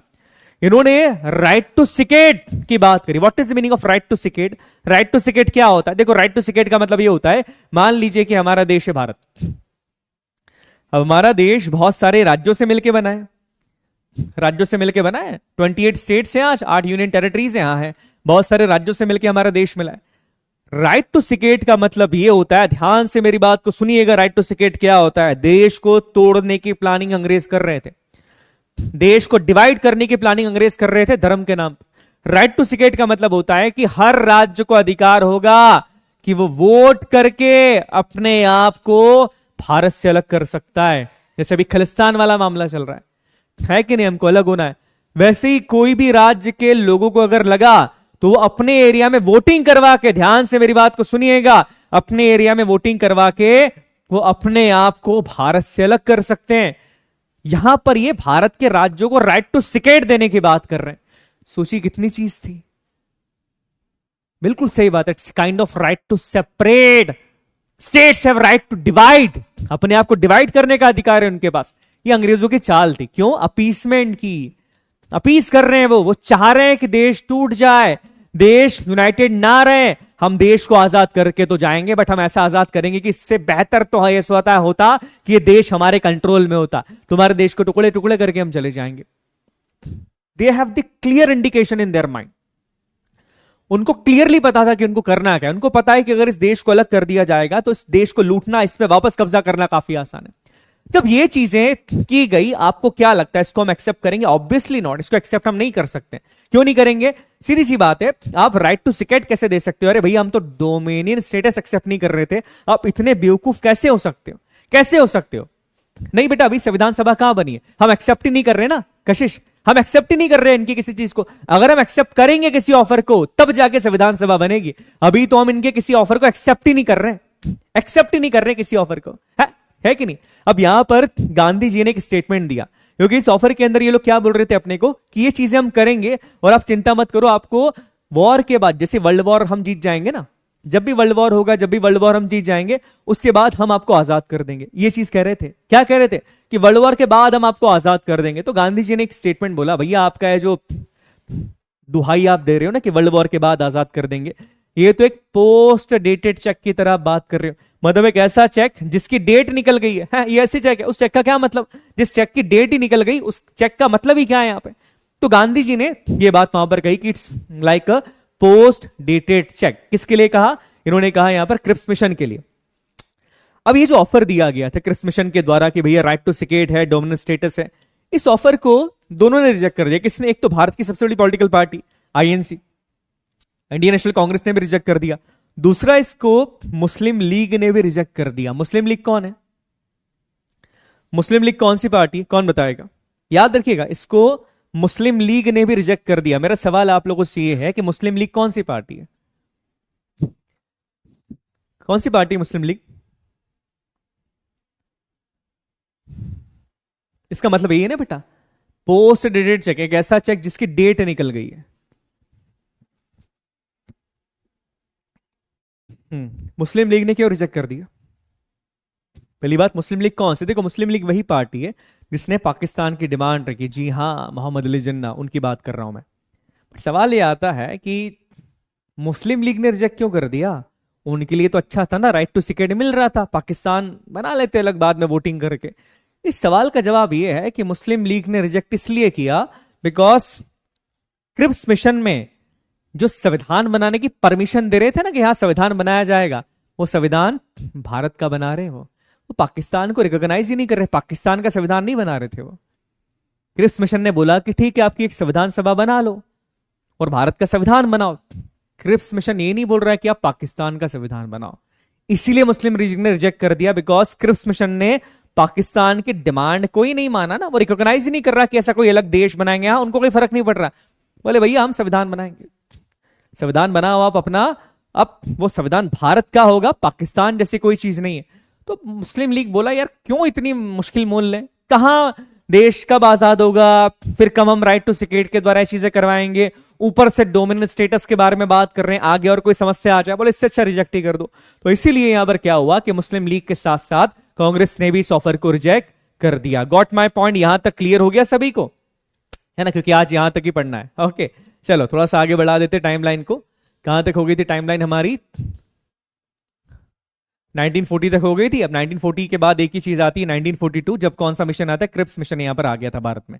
ठीक है, तो आज हम लोगों ने यहां तक मेकिंग ऑफ इंडियन कॉन्स्टिट्यूशन के बारे में बात कर ली। एंड बिलीव मी, इससे बाहर नहीं जाता है सवाल, कोई भी एग्जाम आप दे दीजिएगा, इससे बाहर नहीं जाता है। बट एक चीज मैं कहूंगा कि हम अभी ये जो चीजें पढ़ रहे हैं ये पॉलिटिकल पॉइंट ऑफ व्यू से, याद रखना, ये संविधान के पॉइंट ऑफ व्यू से। जब आप इसको इतिहास में पढ़ते हैं ना, तो इतिहास में आप और डिटेल के अंदर जाते हैं। हिस्ट्री के पॉइंट ऑफ व्यू से जब आप पढ़ेंगे तो आप और डिटेल के अंदर जाते हैं। हिस्ट्री में आपको और डिटेल के अंदर जाना पड़ता है। ठीक है, चलिए, तो आई होप चीजें आपको क्लियर हो गई होगी बेटा, अपना ध्यान रखिएगा। एंड अगेन वही चीज मैं बोलूंगा कि रिवीजन कर लेना, जितना हो सके रिवाइज करिएगा चीजों को, बिकॉज इस एग्जाम के अंदर revision is the key to success. Clear है? चलिए नेक्स्ट सेशन के अंदर मिलता हूं मैं आपसे। आप सभी अपना ध्यान रखिएगा, तब तक के लिए जय हिंद जय भारत, और कल मिलता हूं मैं आपसे। भारत माता की जय।